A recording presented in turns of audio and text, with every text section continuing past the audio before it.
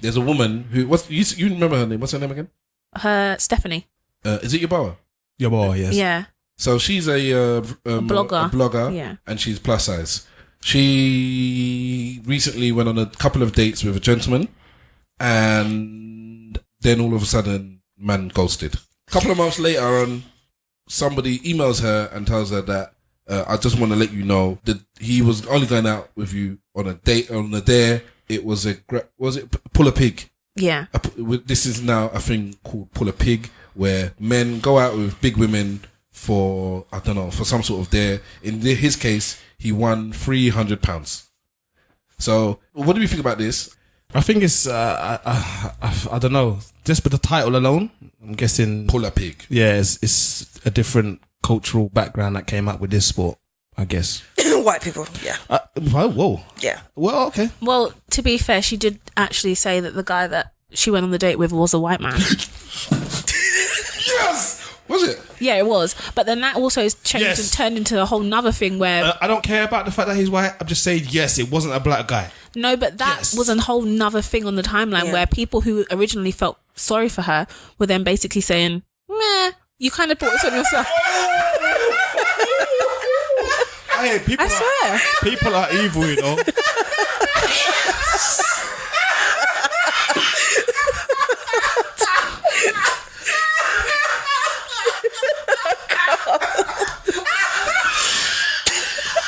Oh my God. It's not right, you enjoying it? It's literally not okay. I'm laughing because he's laughing. Yeah, I know. It's not good. It's not good.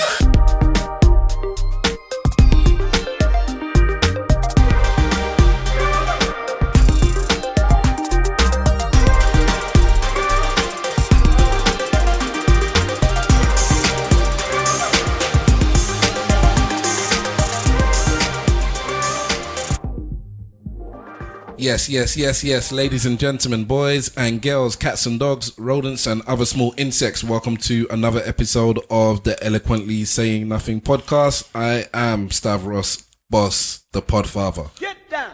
And last week we had a skeleton crew, and this week we have just a bone.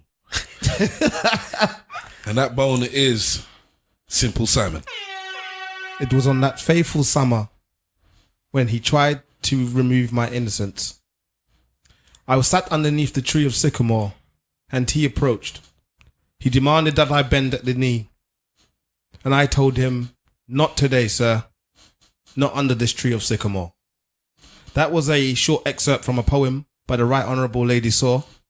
The poem is entitled Under the Sycamore Tree, and the original rendition goes a little something like this.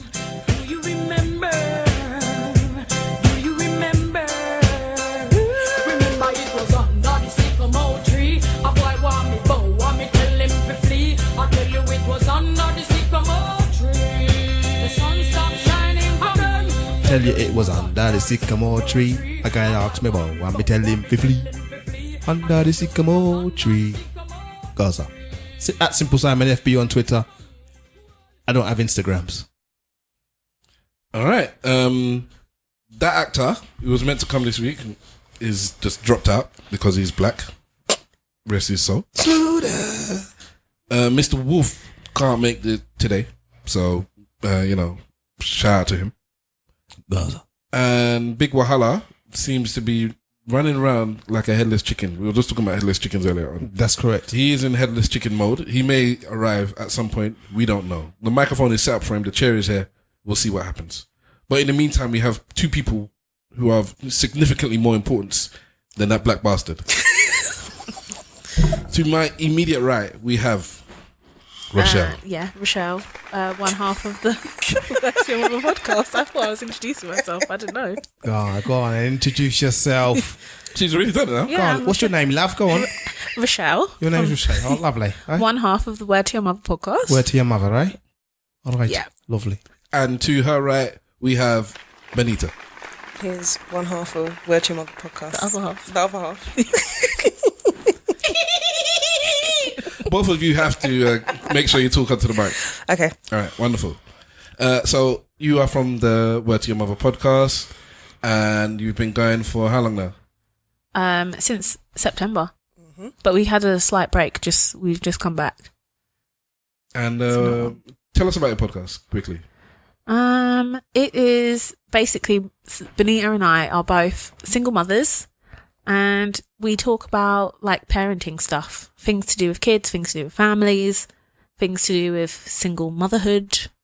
Yeah, and kind of Just tell stories. Yeah, social media stuff as well. You know, Whose idea was it to come up with this thing? Benita's. It's mine. Oh, I would have thought the other way around. Yeah, no, it wasn't me. So Benita, why?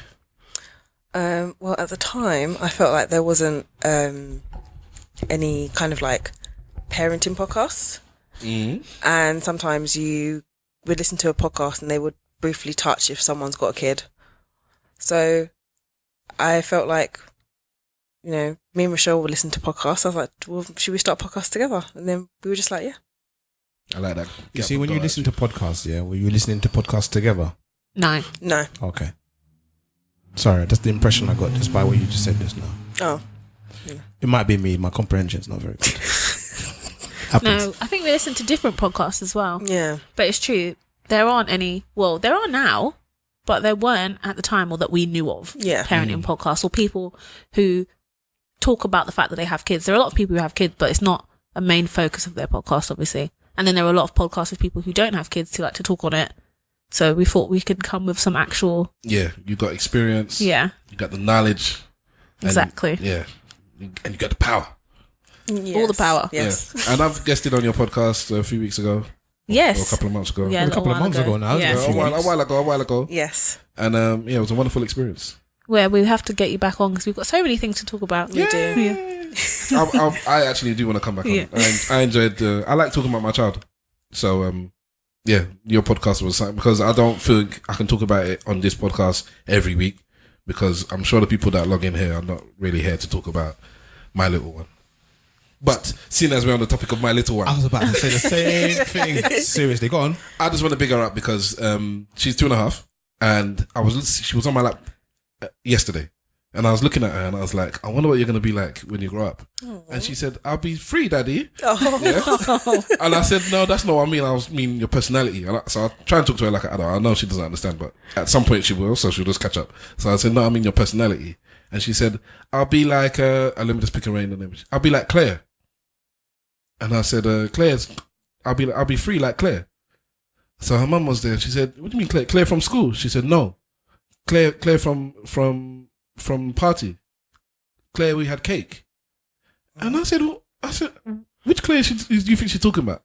So she showed a picture of a birthday party that she went to for my wife's aunt about 2 months ago. It's her cousin that she doesn't know. Right. It's called Claire, who's 3 years old.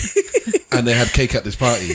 And for some reason, when she said to me, I'll be free, that connected her with Claire, who is also free, that she started this party 2 months ago. And I said, this girl is gangster. Gangster. I was just like, it's just fantastic. I've told everyone, so now I'm telling you on the podcast too. I'm just happy about telling stories about my child. So, go on. On the, I don't know how you managed to make this segue so beautiful. On the notes of being gangster, sitting in front of the TV, daughter's in front of the TV. I think she had just finished eating something and they were getting ready to go out. So I said to her, okay, you need to go and get in the bath now. So she says to me, okay, Dad, I'm going to get in the bath. Excuse me, move out the way. So I move out the way. She walks past, turned around, she goes to me, oh yeah. I said, what? She said, sound the big thing. I swear to you, I was in tears. Me and the missus were both in tears. I said to her, what do you mean? But I said, sound the big thing, Daddy. Sound the big thing. Where? It's my fault. Where? I told you. Where? I told you. I wanted to raise a roadman, and that's what I've done now. That's what I've done. She said, does she stick her hand down her trousers when she's walking? This is how she sleeps. This is how she sleeps. But that's how my daughter sleeps as well. That is road business. I don't know where the how. Her belly button. Yes. Yeah, The two of them go for the belly button. What's the other one? She said to me the other day, trust me, Daddy. Just trust me. Like, she's coming out with all these road business, and it's my fault because I Sound like Drake. Trust me, daddy. yeah, trust me, daddy. Like, so she's coming out with all this stuff, and I failed as a parent. Really, I've grown a roadman. I don't know if that was a good idea. It sounded so good in my mind before, and I thought, yeah, you know, it would be cool. Make sure she's assertive and she has her own mind and she doesn't get easily led and stuff like that. That's what I was going for. I think I turned up the needle a bit too much. People need to know how old she is, just to get the grasp of this story. Oh, she's 3. She's gonna be 4 in March. Yeah. That makes the story even better. Yeah, Exactly. You get what- it's Literally, I not thought she was like 6 or 7. No. She's 3. She told me to sound the big thing That's because she's amazing. going to the bathroom. Yes, sound the big thing, Daddy. Sound the big thing. Does she have trainers like this? She got the Nike Air Max. No, she hasn't actually. Well, she needs that to complete the look, I'm man. telling you, boy. She got all the hoodies and all that. She got all of that already. Yes. She talks to me like I'm one of the man them. All right. So, she wants to be funny with it. well, All right. that's something that I can't do. No, she's out here telling me, all right, bruv, all right, bruv. No. She's joking, but this is the thing. She's joking. She knows that it's a joke. She doesn't talk to me like that normally. But if I said to her, can you hurry up because we're going to be late? She's like, all right, bruv, all right. She's doing it at the right time, I'm telling you. That's too advanced. She's gangster, That's too and I'm advanced. scared of her. So we have brought a little twinge of Word to Your Mother onto the ESN podcast. Literally. So the Word to Your Mother ladies, you have to bring your own stories now. Yes, I'll put you on the spot. You must have something adorable to share about your children, seeing as you actually do a weekly podcast Yeah. about kids. You must have a story off the top. Don't look at each other. Think about your child. We hate our children. You guys have your kids are little and they say cute things. Oh. My son is 7. And he doesn't do He's cute still things as well. cute, but no. He must do something. Say something. These 7-year-olds is when they're I know he full says of so spirit. many things, but I literally it's the top of my So you head. just It's not don't care working. anymore. I know at my daughter's birthday party when they put on Cardi B and he was rapping. Literally looking at him and he knew what He song knows was it? all the words. It wasn't. I like it. Yeah, he was really good with it. Confident, everything. That's my cute story of Rochelle's child. Oh, I like it like that. Yeah. It's a good song. It's a good Yeah. song. So he knows all the words to the He song. was going He ham. knows all the words to a lot of songs. We have this Well, the relationship. Spanish bits as well. Does he know the Spanish bits as well? No, I wouldn't say no. I'm going to say no to that. He probably thinks he does. If you asked him, he'd probably say that he did know it. But we have this thing. We were at my mum's today, and we know the words to everything because that's all we do is play music. So we just basically have parties wherever we go. So we'll just sing to each other. So he basically knows the words to most songs. If I know it, he knows it. Oh, Right, okay. That's quite nice, actually. That's a nice sharing point. Yeah, we're singers. We sing in the car at the top of our lungs. It's very embarrassing, but we go all out, really. That's nice. you know, one day he's gonna grow out of that and he's gonna be, "Mummy, I have to stop singing now." No, sometimes he tells me to stop singing so that he can sing. Wow. You know? But sometimes I'm like, you're off key, I'm in the right key, you're on the wrong key, you need to stop. But battles with the young one. You know, getting technical with the Literally, keys and he that. thinks he's a better singer than me. That's fine, he's not. Keys open door. All right. So you say your son is 7 and your daughter Benita is 1. Yeah. All right. So let's start off with the son.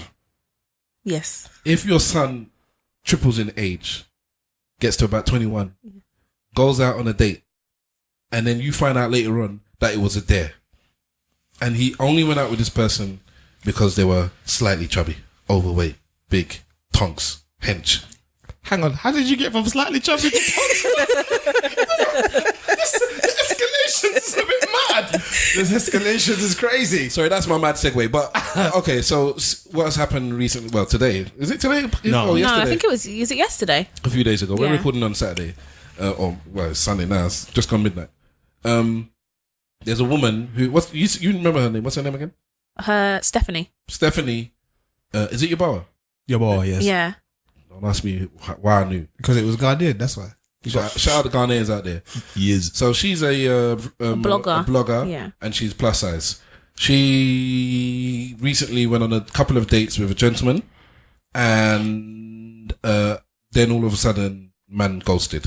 we know what ghosted means now. He is. Yes. So, They're so proud of themselves. yes, because we are odd. Yes, we are odd. I know what ghosted means now. A couple of months later on, somebody emails her and tells her that I just want to let you know because it's playing on my conscience or something along those lines. I don't know. But he was only going out with you on a date, on the day. It was pull a pig? Yeah. This is now a thing called pull a pig, where men go out with big women for, I don't know, for some sort of dare. In his case, he won £300.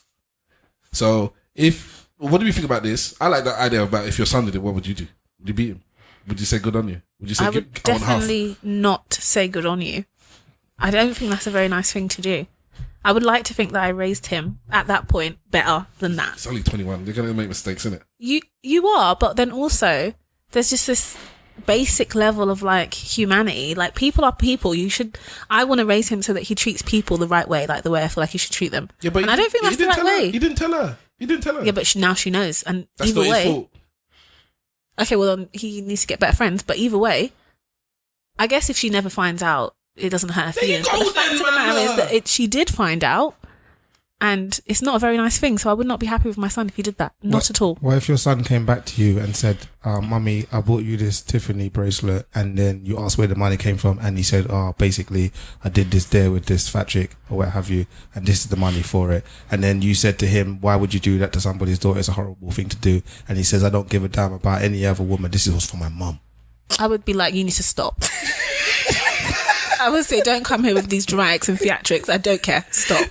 Are you sure those are not wonderful lyrics? Those are wonderful lyrics. Terrible. You're my mum. I'll do You're anything not getting for around you. me with that rubbish. I'll be like, no. I'll do anything for you. Absolutely not. All right, then let's take the topic seriously. So, Sorry. So this has come about. They've gone onto the news now. She's written an article about it in a magazine. We are now finding out that it's a thing because I didn't know anything about this.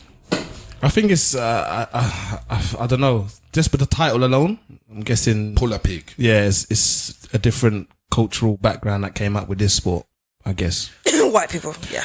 Whoa. Yeah. Well, okay. Well, to be fair, she did actually say that the guy that she went on the date with was a white man.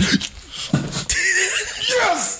Was it? Yeah, it was. But then that also has changed Yes. and turned into a whole nother thing where... I don't care about the fact that he's white. I'm just saying, yes, it wasn't a black guy. No, but that Yes. was a whole nother thing on the timeline Yeah. where people who originally felt sorry for her were then basically saying, meh, you kind of brought this on yourself. Hey, people I swear. People are evil, you know.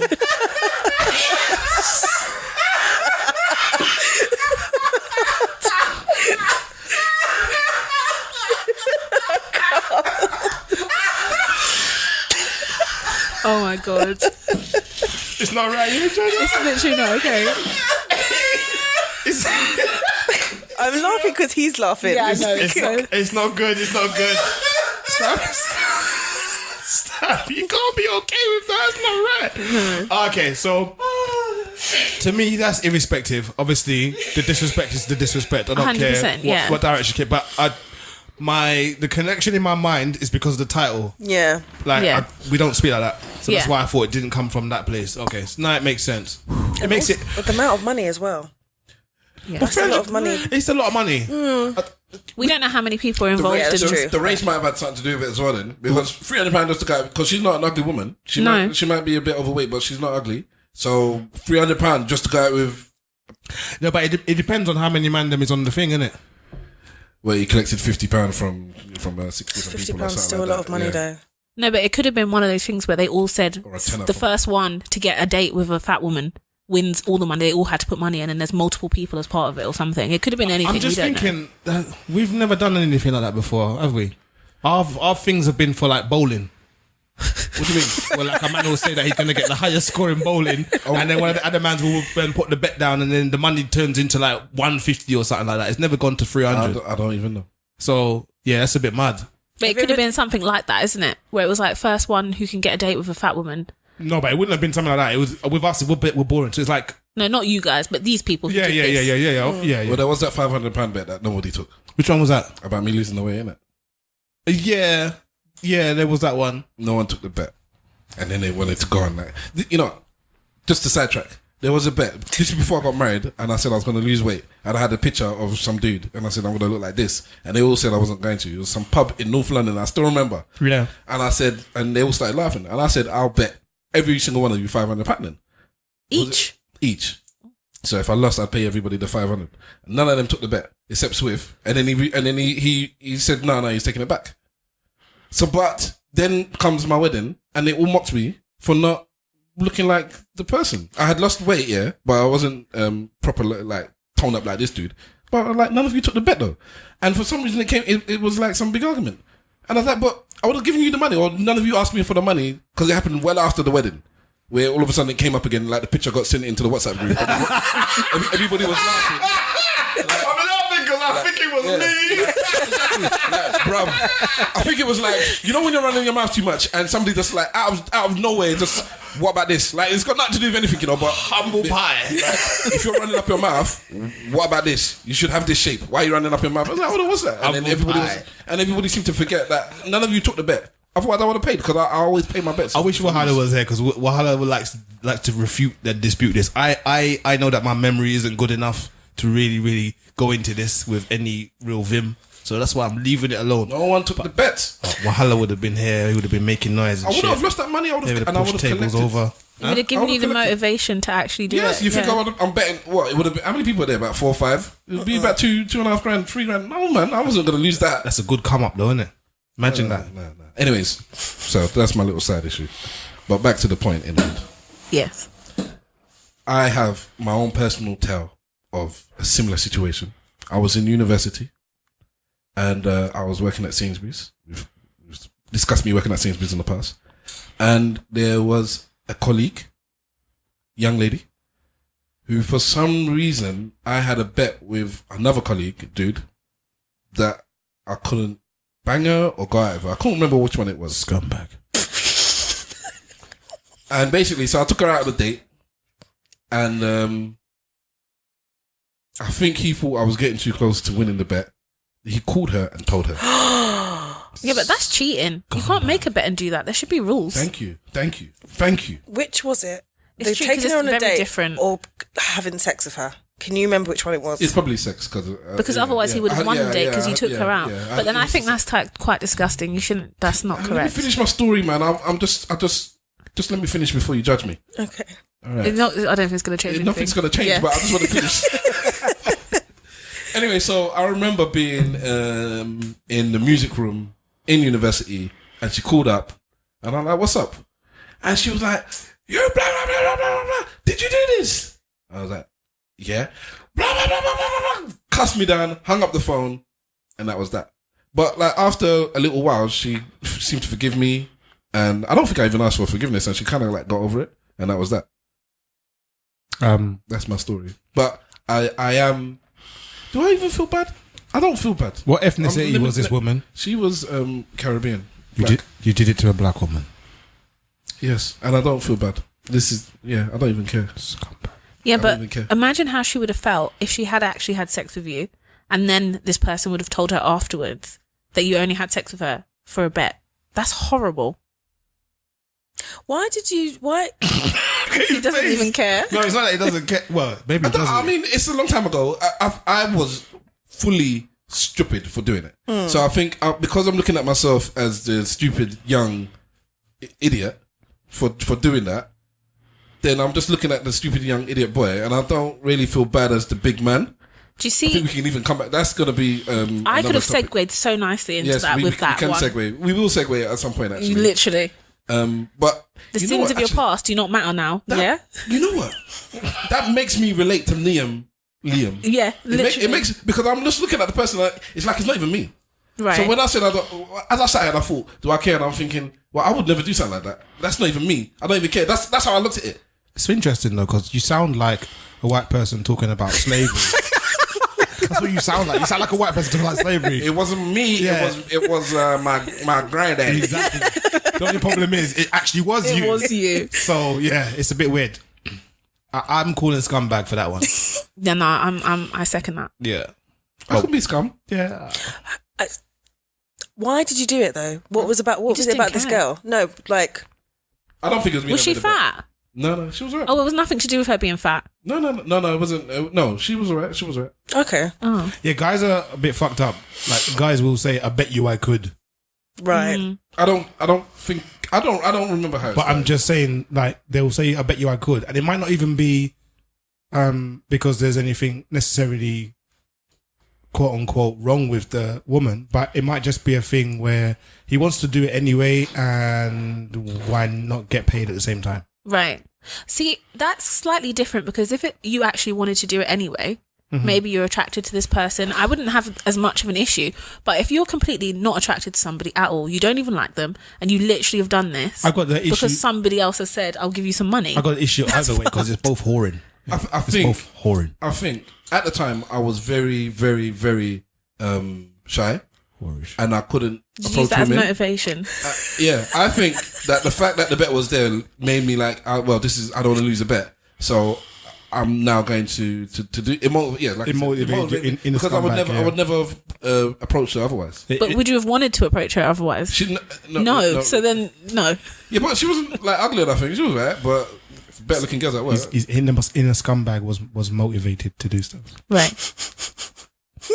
Judge me. It's not even that I'm judging you because I too am a scumbag, but not like that. I'm sure you've done some stuff in the past. I've done shit before, but not like that. That one is, oof. I'm going to pray for you. So, Benita, Yes. when you've had conversations with men on the phone before, have they mistaken your heavy breathing for like for dirty stuff? No,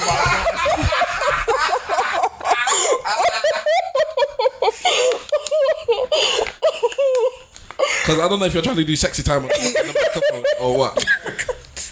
he's not alright, is Oh he? my god, maybe it's too close. I'm just gonna. No, maybe when you need to breathe, just breathe to the side. How can you tell somebody to breathe to the side? What's wrong with people these days? You know, maybe it's because I'm smiling a lot. No, 'Cause- you do breathe heavily. Do I? Yeah, you Oh God. Maybe it's just this extra weight I have. I don't know. I don't. Mm. Wow, you went completely deaf there. It's just you went from heavy breathing to talking about what? Maybe. Nah. If somebody called you up or messaged you and said that somebody had gone out on a date with you as a dare, how would that make you feel? What would you do? Would you seek some sort of revenge? Would you kind of blank it from your memory? Would you write about it to release the stress? What's going on? I would not be very happy, but honestly, I don't think I would do anything. It's like this has happened, and okay, I'm not going to speak to this person again. I have to move on with my life. Obviously, I'm not a writer. She's a writer. She does blogs, so that's where she's gone to do it. But I would probably not do anything, to be honest. You're a podcaster. Would you podcast about them? Would you talk Definitely about not display my shame like that for everybody to see. If it had happened years ago, maybe I might be comfortable saying it. But if it happened the other day, I'm not going to tell everybody on the podcast. But maybe Because that's fresh shame. I don't know. Fresh shame is not okay. But it's an exposure. Maybe this will now make. All right, we're talking about it. I'm thinking about something I've done in the past, and you people are shaming me. Maybe it's young people that might do something like this would second guess it and be like, "Wow, No, because there's no people- consequences. No, but okay, they've seen this woman and she said she was crying. So we watched a little clip before we started recording, and she was saying she was crying, she was upset, etc., etc. Somebody could look at it and like you think, well, this is a victimless crime. You do this, you get the money, and you're out. I know people get ghosted all the time, so they wouldn't necessarily think anything about it. But now they might think, wow, this does actually affect people. Maybe this is something I shouldn't do because I've seen it happen to this woman now. So maybe putting it out there could be a learning thing for young boys. More I'm thinking about it, the more I'm thinking about it from her point of view now. It's horrible, man. It is horrible. It is horrible, but I don't think that her story would stop somebody who, if you were going to do that in the first place, you're already horrible, right? I don't think her story that she cried is going to make you feel that bad. She cried, okay? People cry, but and maybe then that's that. Maybe it's not for the person who would do it. Maybe it's for other people that have been victim to not feel like they're alone. Yes, okay, so there's that. That could help other people. I don't have I don't anything think else it's to going say to about stop that. people from doing it. to be No, honest I with don't you. think it would. So how much money would I have to pay you to go out with a fat person? What, just on a date? Yeah. Not that much, I don't think. So you would do it? Yeah, 'cause I was just like, I would not do that. You walked into that one. Yeah, oh no, it's true. No, just what happened? You just said you would do the same thing. Not that much. No. Not 300. You can do it for 250. I'll do it for 250. Go on. Go on. I'll do it for 250. Go on. 200. Go on. All right, because it's you 150. Go on. I could pay you money to go out on a date with somebody. No, nothing has to. Anything's going to happen. You don't have to worry about that. You're going to go on this date, and then you're going to go about your business. Delete their number. Done. Collect the money. As a dare. That's just a really big waste of time. And time is precious. But you got paid. Do you know what? Now that I'm thinking about it, No. I understand why you would do it. I do. I'm because it doesn't really seem like a big deal. Like, it's just a first date. One date. People go on first dates all the time and never speak to each other again. Yeah, but remember, and you got paid for it. Yeah, but I the article my mum read out to me is that she slept with this guy. But that...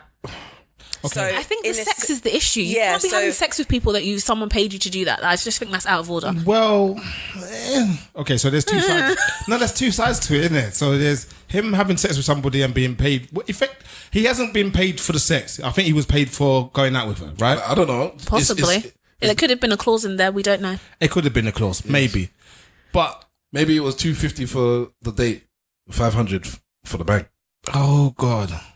But this is what I don't understand. This is why I think sex is in it as well, because it's not like they were talking forever and they went on this date and 2 dates and then he just went. It was literally you've spoken to him, you've met him once, gone out on a date, met him twice, gone out on a date. Why would his friend feel so guilty? No, he felt guilty months afterwards. Yeah, but why would his friend feel guilty afterwards and be like, oh, like these 2 dates that you went on, it was all for a dare because you're big. I really feel like she slept with him, and that's no, she did sleep with him.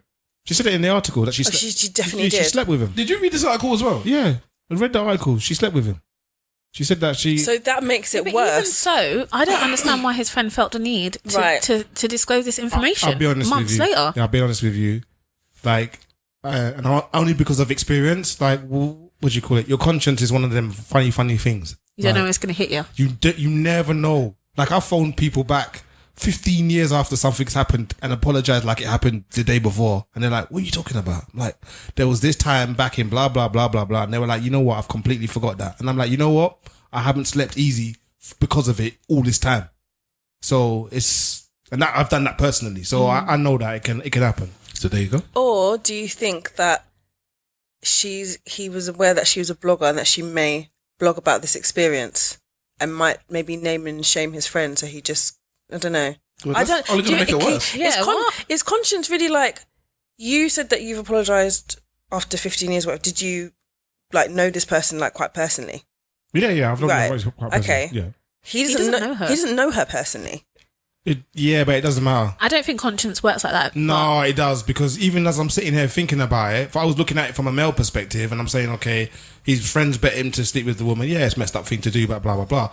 It's while you lot was talking about it and I've thought, you know what, let me play this back from the female point of view, I can see how really very messed up it is. It's that kind of whole objectification, that kind of idea that you've got agency over somebody's body where you can just throw them into a bet. It's and I think horrible. The biggest thing about it is the fact that it's to do with her size as well, which is obviously something that a lot of women are going to be self-conscious about. And I follow her on Twitter, so she does talk a lot about like the hurt that she's gone through and how she's never going to date again and how she's never going to find anybody who loves her for who she is and stuff like that. And she has a lot of followers who are plus size women. She needs to go to Ghana. Well, I'm just saying, this is kind of the things that she says. And she has a lot of plus size followers who kind of say that they've been through the same sort of experiences. And for somebody who isn't necessarily 100% happy in themselves, for you to use that thing, and that's the reason that you've gone out with me, and I just think that's the thing that's like too far. I think even the term plus size is offensive, because plus size of what? What is the size that's not plus? Do you get what I mean? Where do we find the border of normal? Yeah, between whatever and 16, 18 is plus size, isn't it? I don't know. No, 16 is.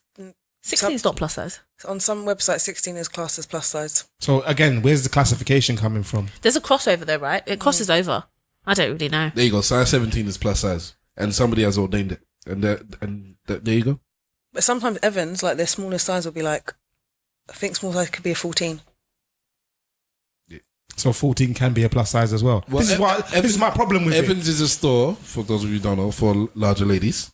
And maybe they're just catering for the smallest of larger ladies. Because 14, if you're very short, because for me, 14 is fine. You know, 5'6", 5'7" woman, 14. Oh yeah. If you've got the shapes there, I'm all good for that. No problem. No, but if you're a very short lady, then maybe 14 might be, you know, that. Yeah.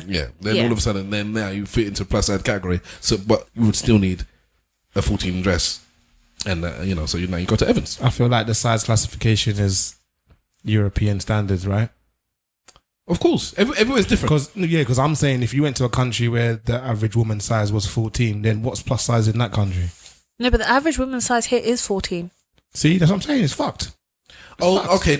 All right, and fine. The terms they're using, I would say, is more for promotion, for modeling, for stuff like that. Plus size, like you said, 14 is not plus size. 14 is normal, or average. Yeah. Let's say they don't think 14 is now you're weighty, you're becoming unhealthy. Yeah. They might see that as unhealthy. So wherever it's normal or not, then they just say, well, then normal is unhealthy in this culture. Right. But really, you shouldn't be 14. You should be 12 or 10 or whatever, depending on your height.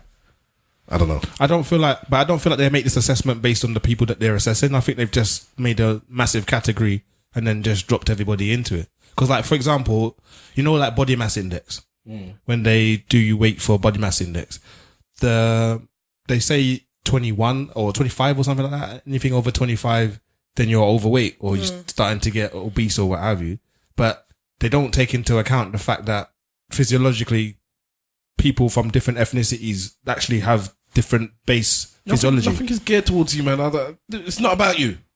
Go back to your country if you care about all that stuff. So then, that's what I mean. What does the term plus size mean then? Is it plus size for... Oyibo? Yeah. Yes. Okay. Nothing in this country is geared for people that are not from this country or not meant to be from this country. So we might have to disappoint Stephanie and let her know that she's not actually plus size anything. Well, she is like a 2022 size. She says that openly, like, I follow her on Twitter. Okay. So whichever culture where. she's in, she'll be big. Okay, fair enough. But back home, in our culture, in our respective countries, a bigger woman is seen, a voluptuous woman is lusted after. It's nothing to be sniggered at. But maybe, I don't know what kind of men she goes for, whether she goes for black men, white men. Obviously, this date that she went on was with a white man. And her kind of saying, basically, that people don't find her attractive, maybe that's based on white men. Okay. And not black. Like, it depends on who she's attracted to. She might like white men and maybe they don't like her. And maybe it's based on that. Okay. I don't know, though, if she likes who she likes. But do you know what I mean? I hear you. I think I understand this completely. So the situation is, the moral of the story is, black women don't go with white men. Gaza. If that's what you're saying. That is not what I'm saying. Rochelle, thank you for putting a pin into that. Thank you for putting a pin on that. So we will move on to the next subject. Rochelle, thank you. That was fantastic. Totally didn't say that. Okay. Absolutely fantastic. I know you So what did you say? that. What Rochelle from Word to Your Mother podcast said? Don't go out with white men, black women. God dear. Because they don't want you. They're only gambling after you. And then Stavros will laugh. It's not good. It's not good. Oh, God. All right, what is the moral of the story then? Outside of the fact The that moral it's sits with bad the to- man who made the bet, or the group of people. The moral sits with them. Don't make bets about other people. Like, basically. 100%. Not on her side. She didn't do anything wrong. Like, she's the one that's ended up hurt, and it wasn't really... It wasn't in her control, so... She was an innocent victim in all of this. I believe she was. I think I would go with that. Yeah. And we are ashamed of that man. Abhorrent behaviour. Disgusting. Yes. Filthy. I don't believe you. No. To be honest, no, it's not a good thing what he did. No. It's not a good thing what he did. But for some reason, I can't... My heart is not bleeding for her. You get what I mean? So my head There's is... a lot bigger things going on in the world, 100%. Maybe but that's it. It's still not very nice. It's not nice. Of course, it's not nice. But my head is saying that's not nice. You know, that's bad, man. God, but my heart is not like crying, innit? It's like, okay, as weak as I am, I've got no tears for you. All right. So, well, we did discuss me looking back on my youth and being able to difference between how I am nearly as a 40-year-old and back then as a 21-year-old, I would have been something like that. And that brings us to Liam Neeson and his looking to kill a black bastard. I'm sure everybody knows the subject. Yeah. Why did you? That's what he said. you said. No, but it's just the way he said it. I don't know. Do you know what? I'm used to reading it with like the stars. Ah, right. So, Well, that's what he said. When he says it, you were looking for the stars. You're like, no. He said the full word. He said black B-star. Should I play the clip or should I just say what happened? Actually, play the clip. I haven't actually heard the clip. Right, then. What is this from? Good Morning America, or is this from? This is the original the interview that he did. If I can find it. Yeah, I haven't actually heard it. I've only heard the. Are a very particular set of. Yeah, this is true. I was like, this is not I'm it. not going to use any names, but I was away and I came back and she told me she had been raped, but she handled the situation of the rape in the most extraordinary way. But my immediate reaction was, I asked, did she know who it was? No. What colour were they? She said it was a black person. I went up and down areas with a cosh, hoping I'd be approached by somebody. I'm ashamed to say that. And I did it for maybe a week, hoping some black bastard would come out of a pub and have a go at me about something, so that I could kill him. I'll leave it at that. Can I ask a question first? Go ahead. I've been seeing it everywhere. What is a kosh? It's like a baton. It's like the police. I've been lost about what this kosh was the whole time. Yeah. But okay. It's a weapon of self-defense. I was like, is it a knife? What is this? No, it's a little. It's an Irish knife. I just didn't know what it was. It's an Irish knife. I'm gonna get you with my kosh. Come on, stab you with my kosh. Take a kosh, man. The question I have to ask though is, you see, when this happened, and this is the context that I don't know about. Where did this happen? Did it happen in Ireland? Did it happen? Yeah. It happened in Ireland. Yes. So my man went around for a week looking for a black doddy. Furthermore, why did he ask her what colour the person was if he's in Ireland? Because the black Irish population isn't particularly large. So why would he? And this was 40 years ago, so it would have exactly. been So even why would he smaller. have suspected that there would have been anybody other than a white person that did that? It's true. That's a bit wild. Did he say that he was in Ireland? No. Yes, no, I don't know. Yes. He did say he's in Ireland. yeah. Okay. So it's all a bit messy. So it's like he was. There's probably a handful of black people, so it would have been much easier for him to specifically look for the person that did it, rather than target Right. any random black person He he saw. would have been able to Find that one person. Come find on. those 5 black people, and he wouldn't have had to worry about which one of the 5 did it. He would just beat all 5 of them if he was really real about this stuff. 40 years ago in Ireland, Sinn Féin. Come on, bruv.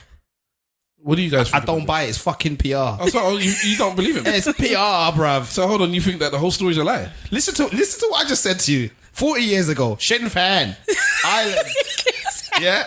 And he's going to ask her what colour the person was. Why? Was he a nickdog? Why? Was he a gollywog? Why would there be a black person he a in darkie? Ireland of all places? Was he a If it was Liverpool, I'd get it. If it was Manchester, I'd get it. 40 years ago, yeah, I'd get it. Birmingham even, I'd get it. But Ireland, Sinn Féin. Come on, bruv. You know, there's a high population of Nigerians in Dublin at the moment. At the moment, were they there 40 years ago? No, yeah. Guys, I don't know when they came, but I know they're then. They've been there for a while. So when did I go? I went there about nearly 10 years ago. All right, so you know about the high population of Nigerians in Ghana, yeah? In Dublin. In Dublin, sorry. So 40 years ago, I don't know nothing. I wasn't born 40 years ago. even if there wasn't a high population and they were just starting, They would have just the been Nigerian Dubliners or whatever they called them, they were just starting. He didn't know where to find them. Literally, I think the story's disgusting, but I personally think he was not really about it. If it actually happened, he wasn't. Because realistically, why was he waiting for somebody to start on him? Why was somebody said something like he was trying to go around black areas or something. I don't think there was any black areas. I doubt it. He was walking past pubs waiting for people to come out of them. Go in the pub if you really want some smoke, but you don't actually want it. Is that what you take from this story? No, it's not. But I'm just saying, based on that point, Yeah. I don't think he really wanted it. So you but- think, in the least, the story's been twisted a little bit? Then? Oh, definitely. Most definitely. But I have so many opinions about the story, and that's not my main point. But I just thought I'd throw that out there. Well, speak on it, man. Tell us your thing. Well, if it is true, I personally think the reason that he told this story is just, it basically just shows us how much white privilege he thinks he has, that he felt like it was okay to tell that story in the first place. The way he told it, it was like, it was just fine. Like, he's telling the story. The woman asked him a question. It wasn't like, I'm here to get this off my chest. I feel terrible about it to start with. It was like, well, this is my story.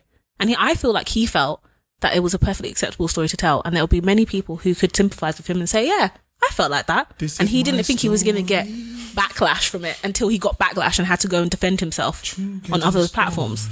I feel like he just felt like, oh yeah, it's fine if I feel like I can just go out and kill any black people. Like, I can tell that story. It was 4 years ago, so it doesn't really matter. This is my story. Even the way he said, what did he say? He was like, oh, I feel awful about it. It's like, I don't believe you. Because he could have told that story so many different ways. We did, like, when I was speaking about it to Rochelle, I was just like, why did he tell that story? And it's kind of like to link with his film about finding his son's killer of revenge. But it's not even like I went out to find this black person who raped my friend. He just said, I went out to find any black person to beat up because my friend was raped by a black person. I think maybe he thought if he said he went to go and find the black person that did it, it would sound too much like Taken 3 or 4. Yeah, but he clearly thinks he lives in a movie, because who does this? Walking around with his weapons trying to find people. Well, Come on. He thinks he lives in the movie anyway. He might as well have just said that. Yeah. it's been done. Like you can walk around with a weapon looking for someone. I don't know if you'd maintain it for a week. It's a bit much, but It is a bit much. yeah. I don't buy the story. Ultimately, to be honest with you, I'm sorry about if he genuinely did have a friend that was raped, but I don't buy the. Let me not say I don't buy the story. I don't buy the details of the story. I think they're just too convenient. This is Stavros here. So for the second topic in a row, I'm gonna be the bad guy. I get it. I don't agree with it, but I get it. I think all of us must have been in a situation where we've been in a situation and we've been hurt or we're angry, and That whole demographic, no, I have to say I have not. Have you never been angry and then taken it out on your son? So somebody else, No. you've been vexed from work, you've had an argument with somebody, and then your son does something quite innocent, which if on another day wouldn't have been anything, but because you're vexed and he's done something, you snapped at him or you told him off or something, and it's like, wow, maybe hopefully later on he can even say, sorry, I was a bit angry, mummy didn't mean that, whatever. But you've never done it before. Lie to me, lie in my face and say you've never done it. Lie in my face. He's talking about displacement. Right, but I don't think that's the same thing. But that's not. I asked you something. Okay. Well, yeah, probably, to be fair. But I've even never your own into son, even your own son, you did it too. Oh, stop Why can't he just go to a random black man? He doesn't even care about black man. Your own son. No, because I don't think it's the same thing. I don't think that you can compare those two things. Honestly, I don't. I will be honest with you. I think it was Roots. After I watched Roots, I did want to kill most white people, but I didn't walk around with a kosh. But this is something I've heard, And from it didn't black last people. a week. I've heard that from black people No, but you might have that. my whole life. You might have that idea, but it's actually the intention. He actually went out with a weapon Okay. for a week with the intention. He fully intended to do this thing. All right. Understood, but I'm trying to separate the two. So we'll get to the intention thing. In which case, I'm not justifying it. By the way, I'm not saying you should do it, and I'm not saying it's cool. What I'm saying is, I understand that first bit. So the first bit of somebody has upset me, and in this case, it's because they raped somebody he cared for. So I am now angry at the object, not necessarily the person, because I don't know the person. Yeah. So it's the object. But he's not angry at the object. It's this orb. He's not angry at the No, object. but I'm saying the object is a black person, is a black man. No, but then the object would be a man. Yeah, but he's okay. Sorry. Yeah, no. No, I was just, yeah, go on, yeah. Oh, you're agreeing with him? Yeah. Oh, well, no, because he's a black man. Because he knows he's a No, black the man. object would be a man. Because I'm telling you, it's a black man. The fact that it's black is an yeah, additional but why piece was of that his information. question to start with? There you go. What was his color? Why do you like? Because he's racist. Right. Okay. Wonderful. Okay, that's it. Yes, he is. Everyone's racist. That's my view. I believe everyone's racist. I don't see why, like everyone said, I don't get why you directly go to that question. I'm saying because he's racist flippantly, but it doesn't make sense to me that like that's the first thing you'd ask. But end of the day, he's just giving us a short, snippet. Yeah, but that was the main detail. Yeah, in his story. that was his mask slipping, because if something happened to you, I'd be like, oh my God, what did the person look like? I wouldn't be like, what colour were they? I'd be like, what did they look like? There you go. But did I wouldn't be like, what colour were they? That wouldn't come out my mouth. There you go. Because you want to identify. For the question you asked, what do they look like? Is open to the fact that you have no preconceptions of who you think it should be. Right. And therefore they have to then give you a description for you to know who you're looking for. He didn't do that. He went to what colour were they? So what if she said, oh, it was a Chinaman? What does that? What difference does that make now? He would order Chinese takeaways.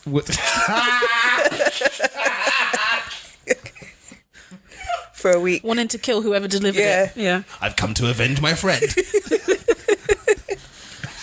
I just like I said, me personally, I get that part of it. Maybe you guys don't, but I get the issue. Yeah, but not any black man, because he said even if it had been a Scotsman or whoever, he would have felt the same way, and I 100% do not believe that. No, but my point here is, what would he have done? Going up to them and said, "Speak so I can hear your accent." Are you Scottish? They're white. What's your issue? Yeah, but even if it was a Scotsman, so now he's automatically making the assumption that a Scotsman has to be white or not black.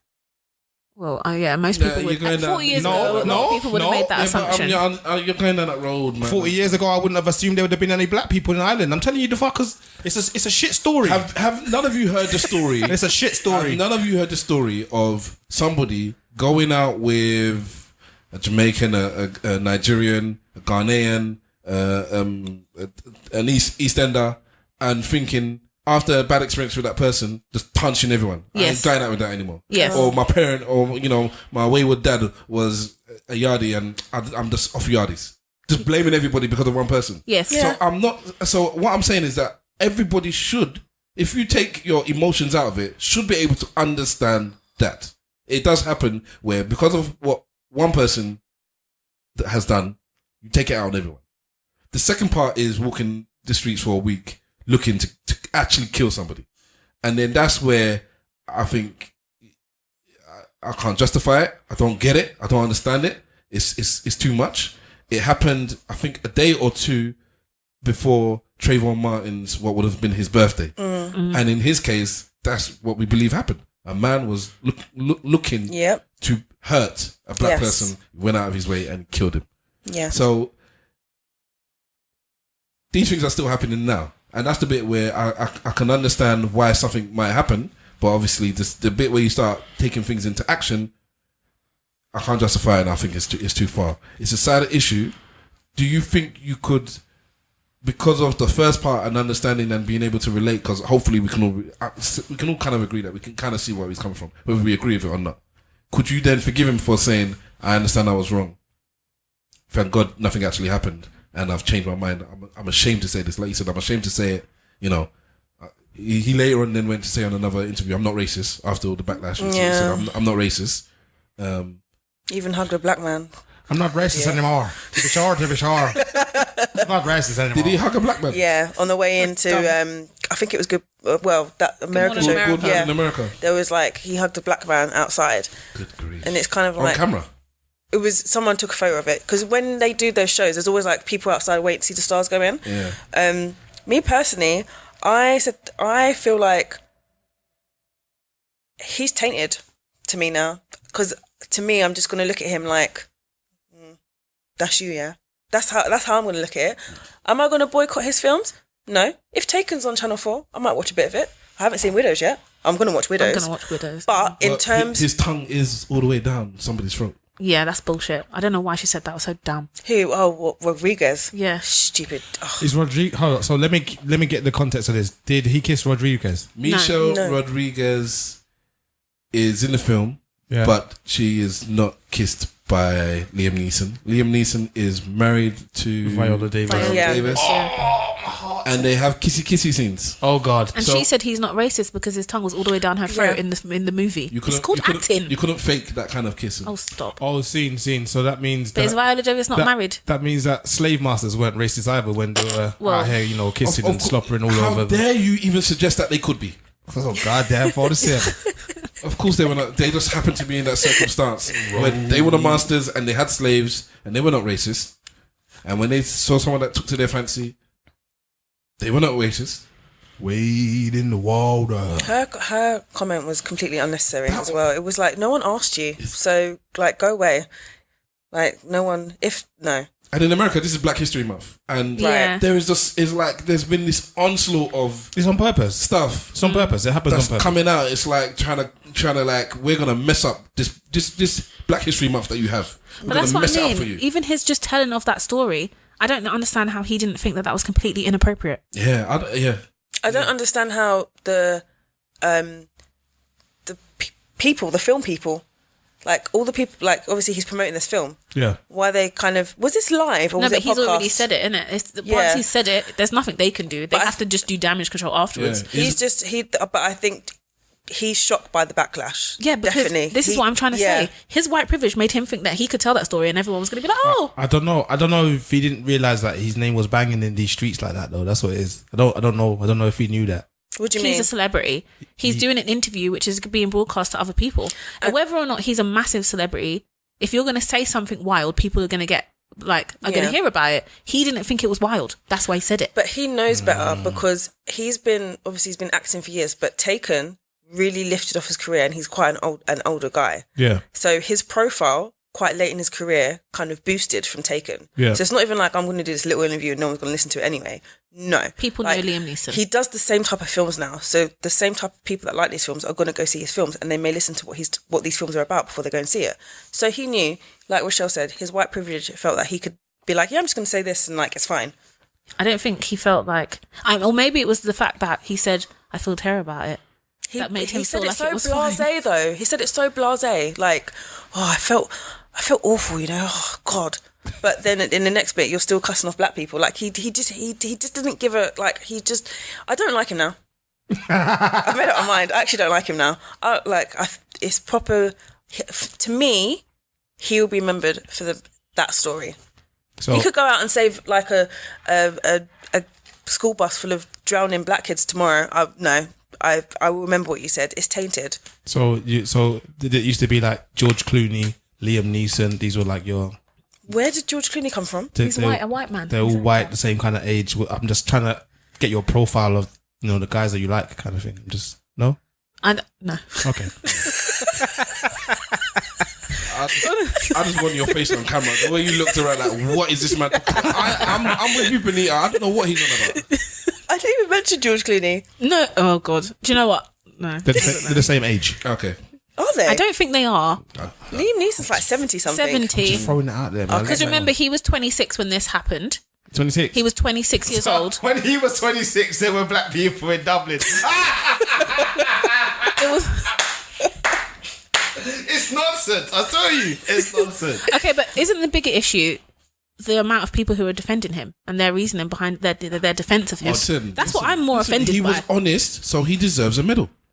Let me not even start with John Barnes and his absolute bullshit. You know what? It's not even John Barnes. You know, for me, who the real 5-star general out of this whole story is Piers fucking Morgan. He's the real 5-star general because he's learned in was it 2 weeks what racism is all of a sudden. Yeah, a white person was putting him right about 2 weeks ago on the Winston Churchill legacy and the history of it and all the rest of it, putting him on blast about it, and he's like, oh, how could you suggest that he's racist? Blah blah blah blah blah. And then like, a week and a half later, he knows what racism is. It's crazy. I like what he's the MVP right now. He's made the most growth in the shortest amount of time. It's not real growth. I know. I'm just, I'm just throwing him out there. It's. I feel like, I don't take anything Piers says seriously anyway. The only thing that when Piers Morgan talks about something, I feel his genuine passion when he talks about gun laws. That's the only thing. This was just And Arsenal. It's funny though. These characters that are out there, you find that you end up agreeing with them on one subject. It's the most annoying thing ever because you'd like to think that because of the kind of person that they are, they're just so far away from being able to agree with you on anything. But you always find one thing that you agree with. There's always going to be crossover. At some point, what happened to me with Katie Hopkins? What did you agree on her with? Madeleine McCann. Yeah, you see? It's fucked, right? It's fucked. It's fucked. I sat there and for some strange reason, I sat there and listened to her, and I was like, "Well, goddamn, goddamn." I think I've got. I'm good at separating the person from what they're saying. Okay, So yeah, I don't like you, but that doesn't mean everything you say is rubbish. Yeah. but that's why I'm saying what I'm saying to you. I've done the same thing by saying that you end up agreeing with at least one thing they say. So that doesn't affect me then, because that one thing you said is sense. Everything Yeah. else you say is not sense. Yeah, I But get because that. I can separate you and individually everything you say, it's not affecting me so much. But I'm not one to throw the coon word around too much. Yeah. And tap dancing. I would like to insert some tap dancing effects here, but I just want you to hear what John Barnes had to say. John Barnes, welcome to you. Was this somebody being incredibly candid about an awful moment in their life, or is this beyond the pale? Well, first of all, I just want you to give me a few minutes, because I believe that Liam Neeson deserves a medal, and I'll tell you why. Liam Neeson, I've listened to the whole transcript. Liam Neeson was talking about his film Revenge, and he's talking about revenge doesn't do anyone any good. He mentions the fact that being brought up in Northern Ireland, he understands how destructive that can be. He went on to tell a story of a situation whereby a friend of his had been raped. Now, if you listen to everything he's talking about in the moment, and you can't blame Liam Neeson for thinking what he feels, because this is what, and this is a while ago, this is what society has shown him that black people do, Muslims do. This is what society has wrongly shown him. This is what the media have wrongly portrayed to him. So in that moment, he said for a week, he was going around looking to kill a black person or a black, and he did that in quotation marks. Now, what he actually went on to say is that he was ashamed and horrified by the way he felt. Yes? He's not ashamed and horrified in wanting to commit the act of revenge. He's ashamed and horrified because that is what he thought about all black people. I don't even want to. First of all, what accent is that? Where's he from? John Barnes is from Jamaica. He's Jamaican, yeah. But But he grew up in the north, isn't it? so he have a bit of north and, like a bit of patois in there too. So his name John Barnes. I used to tell people that he was my dad. Cause of we say forever. In uni. Oh my god. Yeah, I used to tell people, because my dad actually looks like John Barnes. No, he doesn't. He used to when my dad was less crazy and slimmer, but he used to look like John Barnes. I used to tell people that. Some of the He doesn't look. no, from the picture I shown you. I've seen your dad. He does not look like him. Right, I used to that. She said less crazy and slimmer. I don't know what that means. So right, so he's from Jamaica. Okay. Yeah. Yeah. Okay. No, I just Do you want have to any comments on what he said? Yeah, he's I think he's missed the whole point of why there's actual outrage. I'm still in shock. Yeah, My dad is John I feel like we Barnes. should have moved on. I just want to move on from that. No, it's wild. That's a whole podcast in and of itself. But yeah. So, what do you think about Mr. Tap Dancer? Because I didn't defend Liam, but I said I understood. And is he not just saying the same thing? But No. he just kind of like made it. He said he deserves a medal Yeah. for his honesty. Shouldn't people get congratulated for being honest? No, Oh, they shouldn't. so we should lie then. Honestly, I believe he should have kept it to himself. I'm not like he should have just kept that shit to himself. But either way, he said it. But to say that he deserves a medal and just completely not even touch on the points that are important to people, he walked around for a week looking for a black person to kill is the main point. He doesn't deserve a medal for that. These young black boys do the same thing all the time. Well, he's not a young black boy, so Can I say that John Barnes' views weren't what actually bothered me so much. What was it? I thought that was actually funny. What bothered me was the comments underneath it. So this was a YouTube link, but I originally saw it on Twitter, so I was reading the comments on there, and it was the same thing. Bare white people saying, "Thank you, thank you. He's saying the right thing. Bravo. This John Barnes is talking so much sense." And I was like, "What?" Everybody was saying the same thing. I was like, "So yeah, but they were all white." But so the thing is, so you're talking about white privilege and being able to say this, and we as a community, I'm listening to all the podcasts, everybody's saying the same thing. There are people that actually agree with me. I agree with you. A lot of people. But can I just say what you said? I do agree with you. Because you broke it into two parts. When I'm thinking about it as the whole story, which I think is disgusting. But when you break it into those two completely separate things, I do agree with you. Okay. So a lot of people are on those kind of lines, but obviously still being damned and being told that, what you did was disgusting. But it seems that the white community that I'm seeing are saying, look, he's owned up to it. He's made a mistake. He said he's sorry. Can't we just move on? Can't we Because just it leave doesn't it? affect them in any way. It's not. It doesn't affect them. I think what John Barnes said is ridiculous because he was talking about how the media have made people feel like it's acceptable to think that, right? But Liam Neeson didn't do this yesterday. This wasn't the other day last week that he tried to do this. And obviously, black people have been, I don't know, vilified, yeah, for a long time. Yes. But 40 years ago, right? Maybe Irish people were in the same sort of boat as black people in a way. It's like not the same, but similarly, they were both not accepted by English white people. No? Yeah, I would agree with you. Right. But So we are in the same galaxy. Just yeah, it's not different the sides. same thing. No, I'm not saying it's the same, but I'm saying I'm saying in the presence of black people, Irish people are white. So yes, no, I know, but to them, they've been treated. If you ask them, they would say that they've been treated the same way. Okay, right. They were So called based on that, they were the N-words of white people. right. So based on that, 40 years ago, because he's basically saying, you know, the media have done this, yeah, and the media have been doing absolute shit to black people, but 40 years ago, I don't think it was exactly the same. no, 40 years ago, media was probably worse because politically correctness didn't exist. So. But there wouldn't have been so many black people around for them to kind of report on. Like now, there's a lot of black celebrities and stars, like Raheem Sterling and stuff like that. They have to talk about, right? There wouldn't have been that many black people maybe in Dublin. Yeah, but I mean, and in their media, it wouldn't have been a whole. Oh yeah, Would there have been a lot of black people in the media 40 years ago? Yeah, 40 years ago. Right. And the media vilifying them like that in the way that they should think. I'm not riots sure. and all that other stuff was happening. Was it Brixton riots, Tottenham riots over the last 40 years? I think you would have got. Was that more than 40 years ago? No, it weren't more than 40 years ago. It was about 40 years ago. Right, so let's assume this was after then.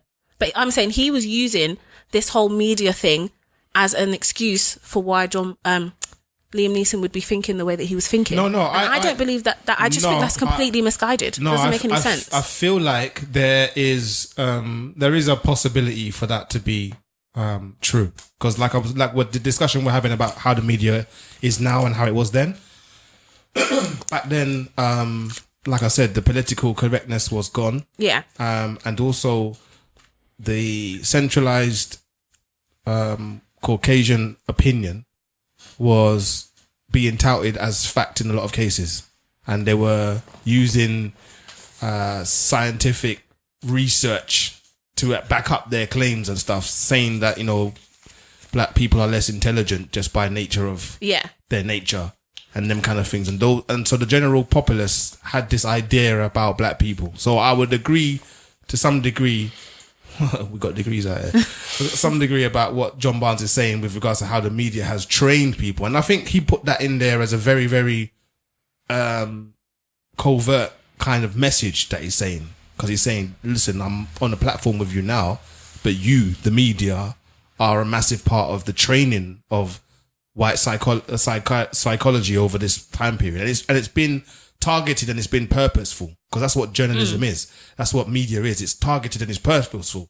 So there is a history of the media and news in particular being racist, having racist slant, using racist language, even if it is, how do you say, covert. So they're not, you know, overtly saying racist things, but the way that they're putting it, the same thing we are diagnosed with Liam Neeson asking the question about colour straight away. We said, okay, that must be racism. Why would he go to colour straight away? You'd ask for a description. It's the same thing that the news used to do before. So it's like, you know, somebody was mugged on this street and 2 black men were seen walking away from the scene. That's how the news used to be in this country back in the 90s. And that was when I was young. So that's only like 20 boom years ago. That's how the news used to be. So the racism was a much more in media, more overt then than it was now. So yes, the general public did have their views about what black people did and how black people behaved. So I can give him that. Okay. I can't disagree with him on that one. All right. But only being old would have told you that. You wouldn't have. It's because you're younger. That's why you don't need to necessarily know them things. All right. We got a listener question. Sinn Féin. So I'm going to play this. It was sent in, and here we go.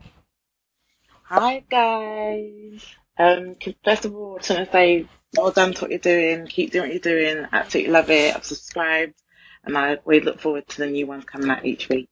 So I've got a bit of a dilemma. It's a situation that I was in before, and I was seeing someone, and we got into a major argument about it.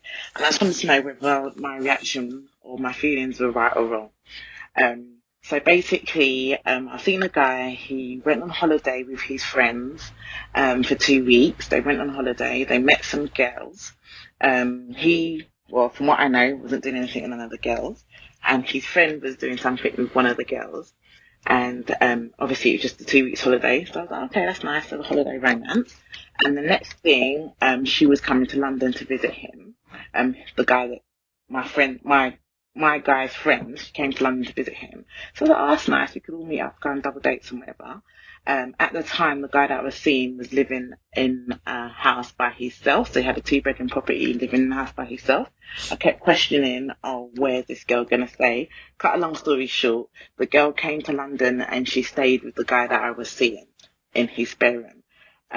It wasn't discussed with me. I wasn't aware of it until she came and I was told that that's what's happening, and I had an issue with it. My question to you guys was I right to have an issue with it or not? All right, there's some text to go with that. It says, to add context, my argument was that he didn't know this girl, and since she came to see his friend, it's for his friend to arrange somewhere to stay.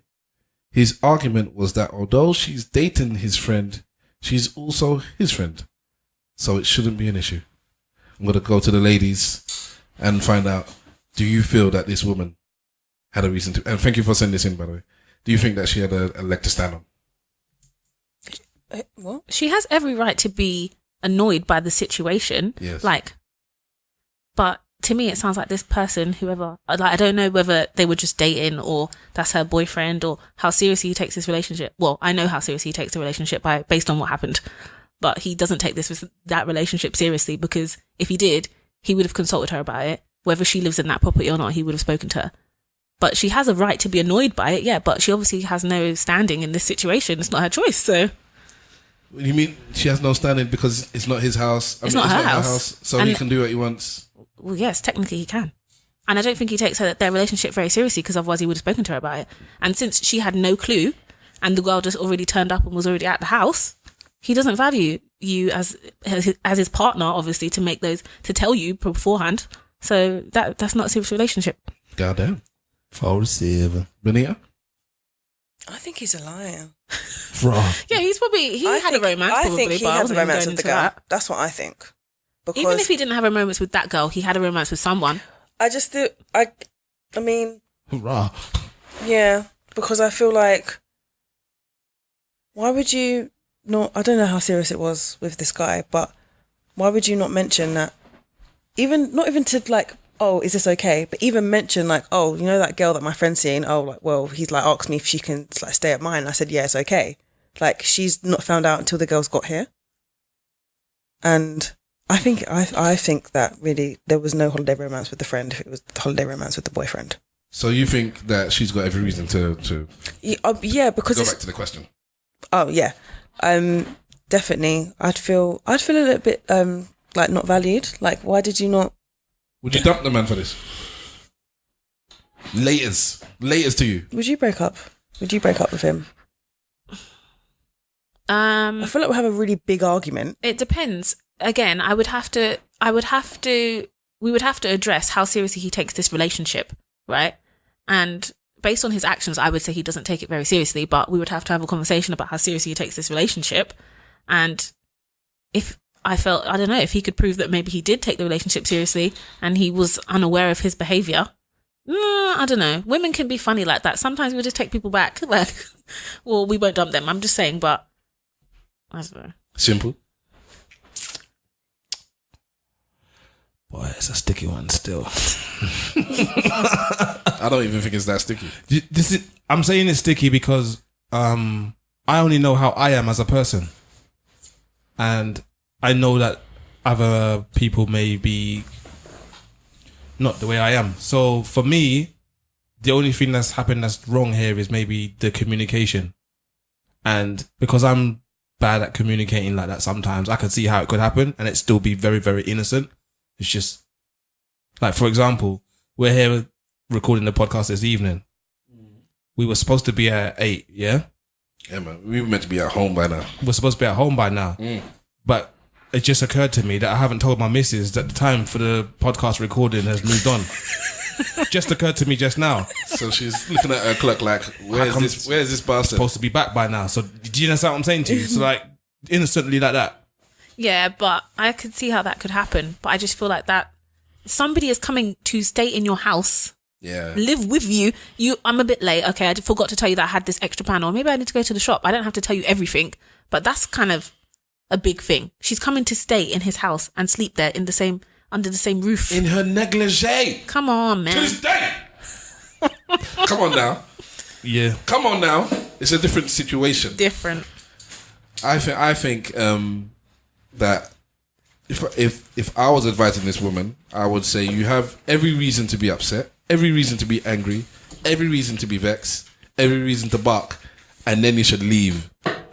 Should leave. Apparently, well, I heard it's an ex thing anyway, so that's it. And you shouldn't be around people like that because, like Rochelle said, I don't think they respect you enough for you to be in a relationship with that kind of person. Because if somebody respected you and they weren't a liar, because there are some people that they're just liars. It's not even about the other person, just within themselves, they're just lying bastards.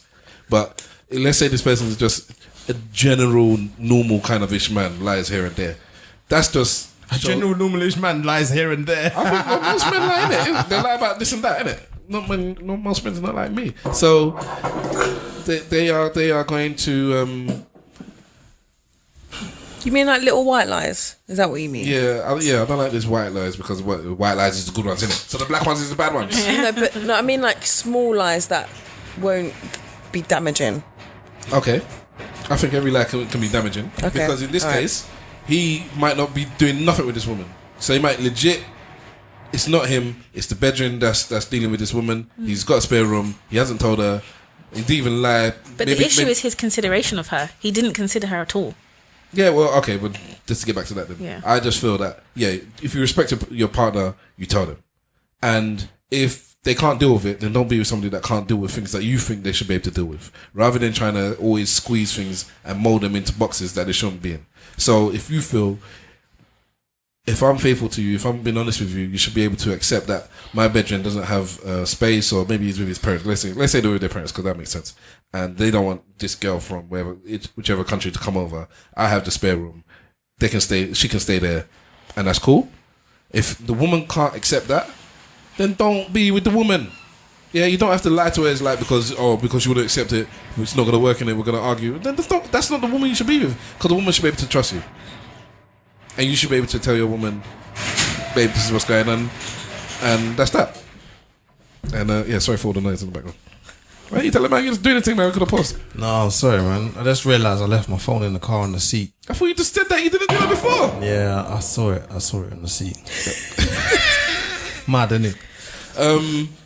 So that's my thing. That's my thing. Also, if you are in that kind of situation and you have male relatives, maybe you should tell those male relatives what's going on, so that they know, so that they can harass and beat up this person. Oh wow! I don't know. It's just it's not that deep, but the caution needs to come out. The caution needs to come out. Okay, let me ask you. But ladies, she shouldn't be going on holiday and she can't afford to pay for a hotel anyway. Oh, why? Why not? There's a space there. There's a space there. Why not? Is it a hotel? Is it Airbnb? If he's got Airbnb and she's paying, fine, come with your Airbnb. No. But other than that, you've gone on holiday. You've had a holiday romance with somebody, wherever it is. And then I'm going to travel to stay at your friend's house. Never me. I would not do that. That doesn't make any sense. It would make more sense, right? If she was coming to stay at the spare house and the friend was coming to stay there for the week with her. That would make more sense. I could, yeah. Because if it's kind of a case where he doesn't live alone or his parents like, you can't have this random person in my roof, he'd be like, can she come and stay at yours and I'll be with her, like I'll come and stay with her. And I'll pay you some money. Yeah, and I'll give you like money for the week for like electricity or whatever. That would make more sense. That's why I just think it's dodge. You think it's what? Dodgy. Dodge. The way she said it, I just think it's dodge. I had some finesse. I like that, you know. Dodge. Who are you? Dodge. So yeah, that's Yeah. Yeah. Black men don't cheat. Oh, please don't get me started on that. So you said you listen to a bunch of podcasts. Yeah. Which ones? What's that like high on your list? What do I listen to? DMD, Off the Cuff, ESN. Yes, Who and else do I I've heard listen of to? those. Laid Bear. Who else do I listen to? I listen to quite a lot of podcasts now. Are they all black ones? All the Yeah, ones you've they're all mentioned? black. They're all black UK ones. They're all black UK podcasts that I listen to. Yeah, All of them? Yeah, all of them. What about you, Benita? Was that a conscious decision? Um, Sorry, Benita. yeah. To be honest, do you know what? I don't really. The American accent slightly jars me sometimes. Wow. No, But you grew up on American accents, didn't you, man? That's Do you know on the what? TV It's that we used to weird on the watch. TV because it's not like an accent on the TV. It just kind of sounds. They don't have this like, unless they're like Southern, they don't have this, or like I think from New York, they don't have this hard accent. But when you actually sit down and put your headphones in to listen to people speak, I just feel like I can relate more to the British podcasts or the UK podcasts, and it always kind of feels like it's like people are talking about things that you're interested in them talking about. I just find it more interesting. Okay. Benita? Off the cuff, ESN. So I love it. Lovely. I started listening to Laid Bear, and I've listened to a couple of DMD. Is that most of the time when I might listen to this? Yeah, because originally the podcast that I would listen to weekly was Off the Cuff. Come on. But then it was actually Rosh was like, listen to this. I listened to Say Your Mind. Listen to that. Say Your Mind. Yeah, when it was on, but it's finished. Yeah. Oh, cool name for a podcast. I do enjoy that. And Yeah, but The Source London. yes, the Source London, your podcast, and I think it was Kalechi's one that I started listening to. So you're regularly. the same with all UK podcasts? Yeah. Although I did try and listen to this 9/11 conspiracy podcast once, but the American accent, and it was just one person, and it sounded really robotic. I just like no. So are you a conspiracy theory kind of person? No, but it was. Yeah, a little bit. Let me not lie to you. So what do you know of any conspiracy theories off the top of your head that you feel, I think this is a bit suspect? Oh well, no, my friend was telling me one other day. Apparently, She's excited. Denver Airport. Is it Denver Airport? I don't know. You have to finish the story. Oh, I don't know if there's an airport in America that's apparently like that whole airport's a conspiracy. It's not really an airport, but it's an airport. Yeah, there's that one. You're deep in there, boy. Jeez, that's. What other conspiracy theories? I'm talking about ones that you believe in. Like you've done a little bit of research, or you've watched a documentary, and it's like, yeah. Oh, JFK. But everyone pretty much feels that like he was killed by FBI, Okay. right? Yeah. Mm-hmm. Bit suspect about Diana. I was watching the documentary the other day, The 7 Days That Shook the World, and I definitely feel that she was bumped off. And my mum said that she remembers a week before she died, because she was in Europe, travelling around, and she got off like the yacht, and there was obviously press there, and she went up to the press and said, "Oh, we've got a very special announcement coming soon. Like, we'll let you know." And then she died, and Mum's like, "I think she was pregnant." That's what she was going to announce, that she was pregnant with dodiaphides, and it just bumped her off. Yeah. That, I'm not disagreeing so far. You're co-signing the two. Yeah. What about this 9/11 business then? God damn. Is it that deep? No, not really. Like, it sounds, of all the horrible things that happen in the world, it's just really, I can't get my head around the fact that this was planned just to start a war. Have you seen the Fahrenheit 9/11? Yeah. Yeah. And then the other day, someone on Twitter posted a video of a demolition of a building and was like, "We've all seen this before, I'm not going to say what." So I'm like half and half with the whole 9/11 thing. But it will break my heart if that's actually the case. If it was like, this was a planned act of terror, in inverted commas. So the people that don't believe in this kind of stuff, the people that just go straight on by what the news is, do you think they're gullible, they're stupid, they're not enlightened? Because as far as you're concerned, the press, the media is telling you one thing, and you feel no, there's more to it. I've gone out my way to look into other things, and then I realized that there's more to it. So I'm now enlightened to some extent. It depends. I mean, there could be loads of things on the news that you could look into, but I think I might see a comment, or you might hear the same thing like Madeleine McCann. Yeah. Like, she's dead. Mm-hmm. And yeah, she's dead. Her parents killed her. You think the parents killed her? Yeah, I think they did. Wow, I've never heard that one before. Really? Really? You I've heard not heard that before. You hear that they neglected her. do you know and what, she right? died, so they just I've definitely covered it heard up. that her parents have killed her. There's a girl at work, one of my work colleagues. She says, it's weird. She says that she basically sometimes gets feelings. And she says one time she was in Portugal on holiday and she went in the sea. And she basically said that Madeleine McCann is in a suitcase in the sea and we'll never find it. Yeah, I know, really random. But I think the parents killed, obviously accidental. I think they've maybe gave her some medicine because apparently she was quite a troubled, like she was, she was quite I don't want to say troubled child. She was a bit much. So I reckon that they've given her some medicine to like sedate her a little bit because obviously that's what they do. You go on holiday, leave your kids by themselves in a hotel and then go to a restaurant down the road. And they've come back and she's dead.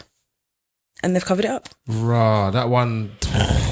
I mean, no one sue me, but I never even thought that. I never heard that. I never really got into the Madeleine McCann thing like that. As far as I was concerned, I was like, boy, this is gross negligence. And the only reason why we're giving this airtime is because you're a doctor and the other guy does whatever he does. Otherwise, we wouldn't give a fuck. But yeah, I never thought about that. Did you watch The Cry on BBC One? Did you watch that? No. The Cry was like, basically this couple, their baby like dies. Yeah. And they make out that he's kidnapped. They set up this whole thing. And in the end you find out, sorry if you're watching it or you're going to watch it, but in the end you find out that she thinks that she maybe accidentally gave him her medicine instead of his one because he had colic. Okay, yeah. But in the end you find out it was the husband that basically, because I don't know why you wouldn't do this, you have to put you have to put your liquid in clear items. Yeah.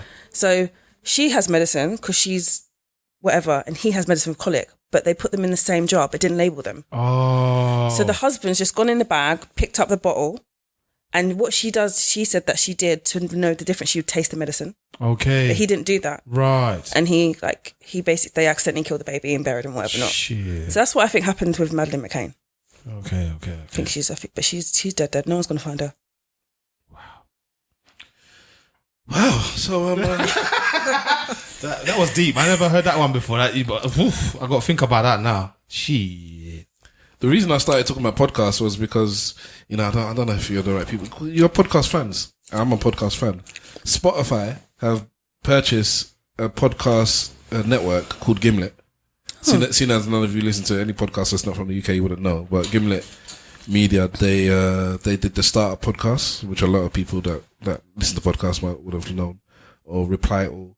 They have a collection of podcasts, about 12 or so, and they bought them for $200 million. And there's only like 12 podcasts on it. Yeah, 12 or 13, something like that. It's a bargain. It's a bargain. Yep. What's happening now is, so Spotify, they got the Joe Budden podcast, which a lot of people know about, and they purchased them, and they got the exclusive rights for that. With this Gimlet Media, they are still going to be producing podcasts that are going external from Spotify. So it's not an exclusive deal that we are the only ones that you can listen to their podcast. The podcast's still going everywhere, but we are just the owners now of Gimlet. So we've purchased the company. And what people are thinking is that, so they're going down this route now of, we need to be the same way Netflix kind of is like your eyes on not TV, wherever it is.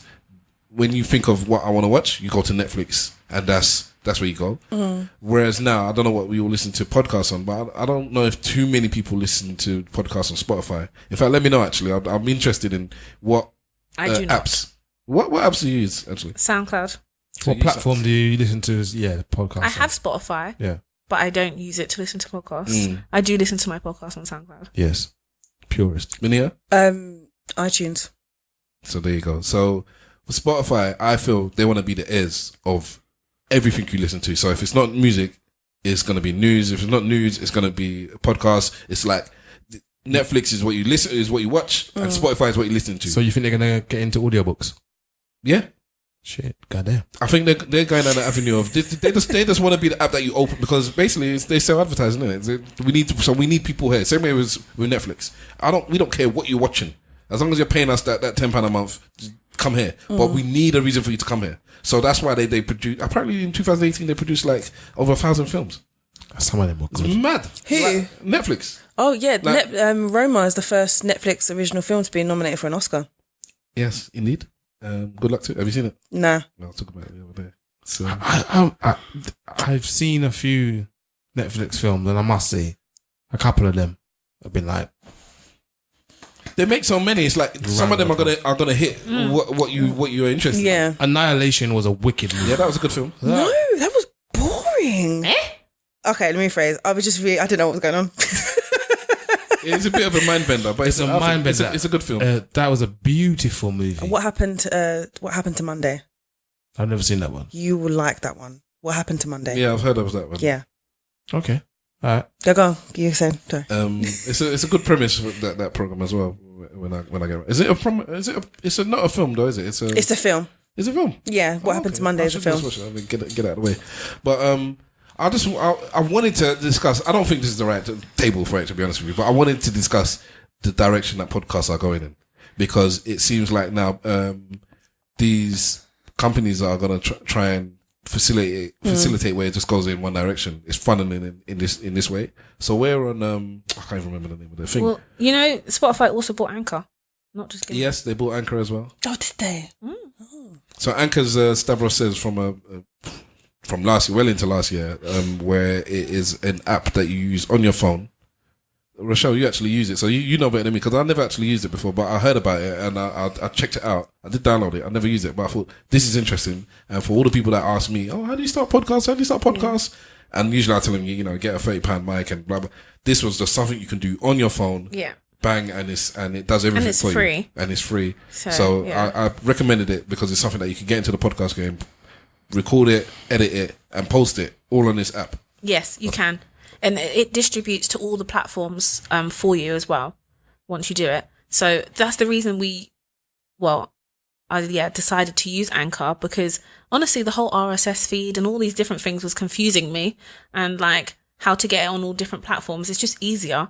I just upload it to Anchor and it distributes it to every single platform, like pretty much all podcast platforms for you. So that was really the main benefit. And the fact of the matter is it is free. So, but a lot of people have had issues in terms of like who owns your content and stuff. That's just been one of the main criticisms of if you use Anchor. So what is it? Who does own it then? Well, a lot of people say like that they do, but you basically, I think you own it, but they have the right to distribute it to other places. Mm-hmm. So here's the thing now. I'm going to assume it's going to be an advertising thing. Yes. So they do have, yeah. They put adverts in your podcast. Yes, but also if you have it, you can opt out. So there's like a little button in your settings that's like, either you can have the Anchor logo on there in the bottom of your artwork, and they will insert like or at the end, I think it is like a little, by Anchor, whatever it is that it says. But you can just click that you don't want that on there. Will you get money if you do that? I don't know. Good point. I'm not sure. So I clicked off of that.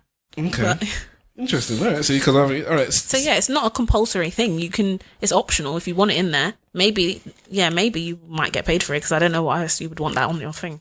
Stitcher is the other app I was talking about, or the other network. So they're not a network really. What they do is they take podcasts. You can upload to. We are through Stitcher as well, and they have the same option, where you can have the option of them putting in the adverts or not. It's up to you. But if they put in adverts, you get some change for everything that if they make money, then you'll make a little bit off.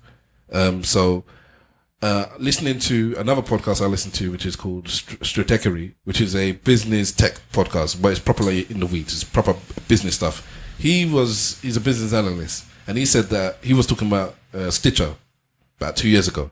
And he said what he sees happening with this company, and basically it seems like Spotify has jumped on the bandwagon, and because they're a bigger company, they're trying to I think they're eating their loaf. What's happening is that he said that you should not put your podcast on Stitcher.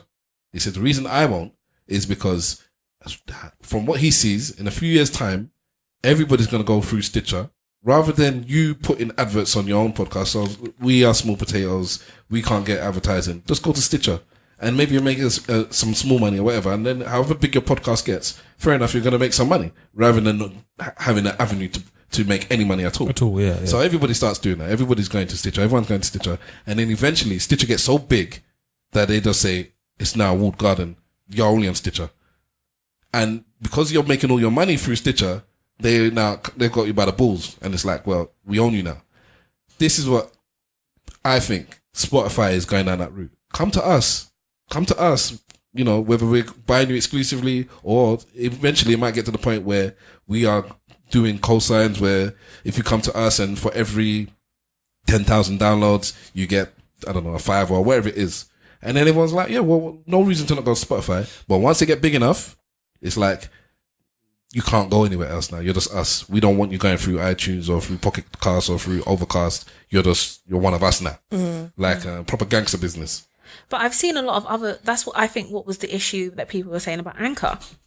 Sorry. Well, that people were saying about Anchor. So I think more of the issue is if you use them to record your podcast. Yeah. Do you know what I mean? Because then now they can get editing rights, really. Yeah. So it's, you've used them as the platform where you recorded your podcast and there isn't any, like, it just, everything goes through them. Yeah. Whereas we just record and then upload separately. So anything that's made, I already have on my own computer. Do you know what I mean? It still belongs to me. Yeah.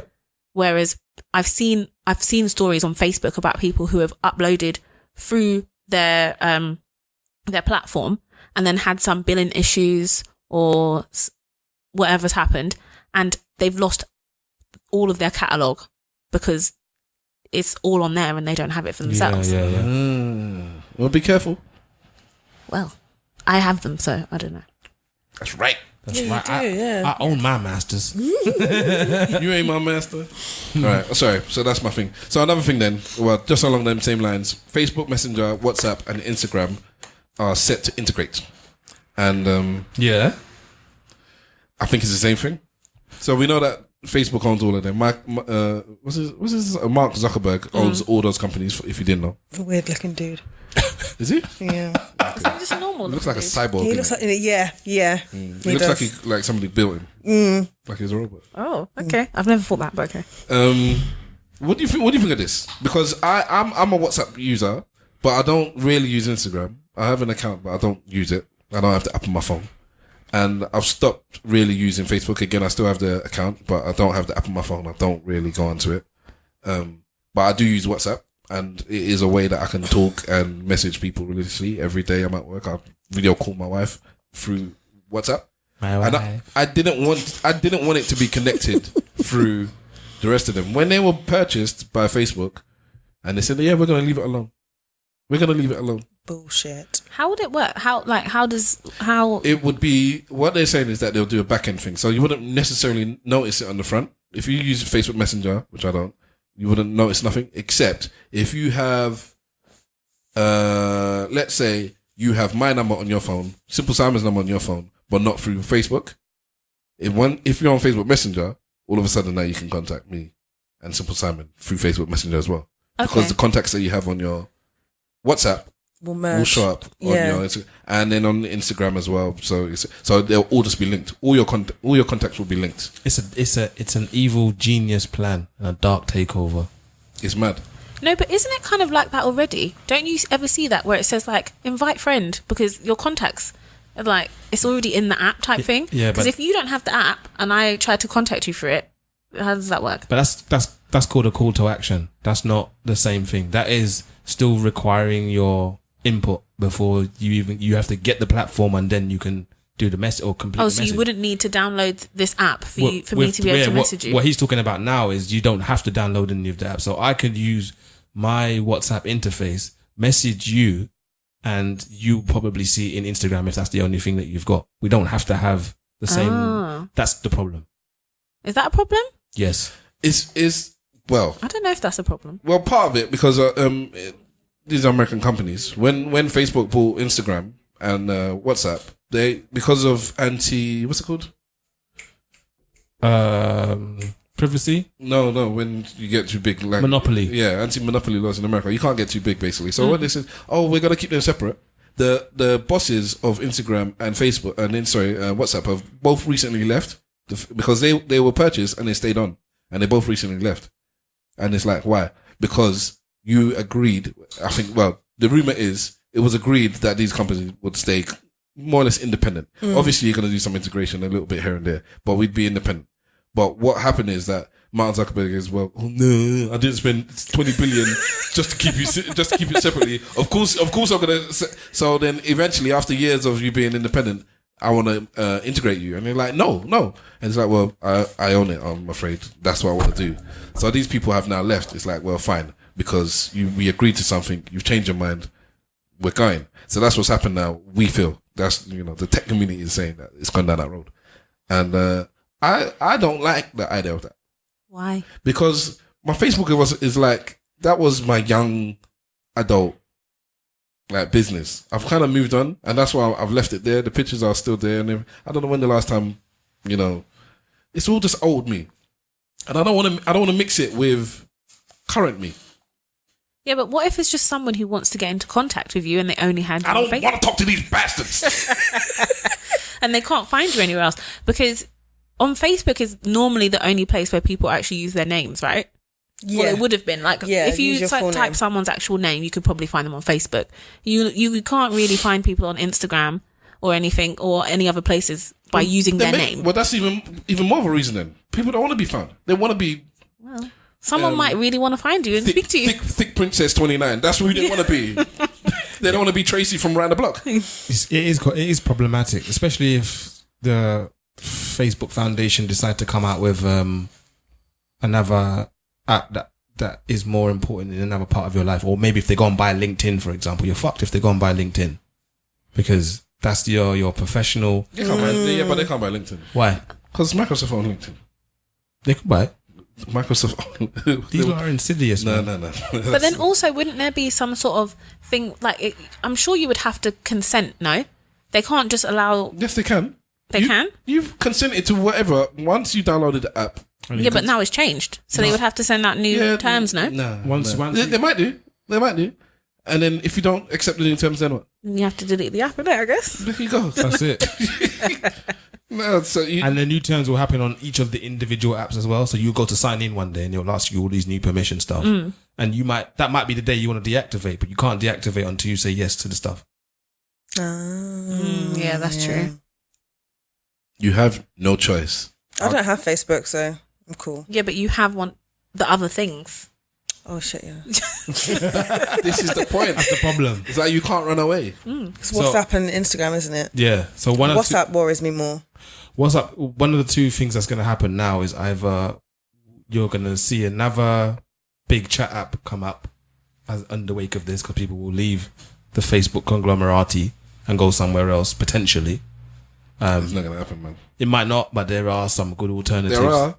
Signal. Yes, Signal, Telegram. Yeah. What are these things, sorry? There are other chat apps which have end-to-end Right. encryption. I really thought you talked about different ways of communicating because I was like, what?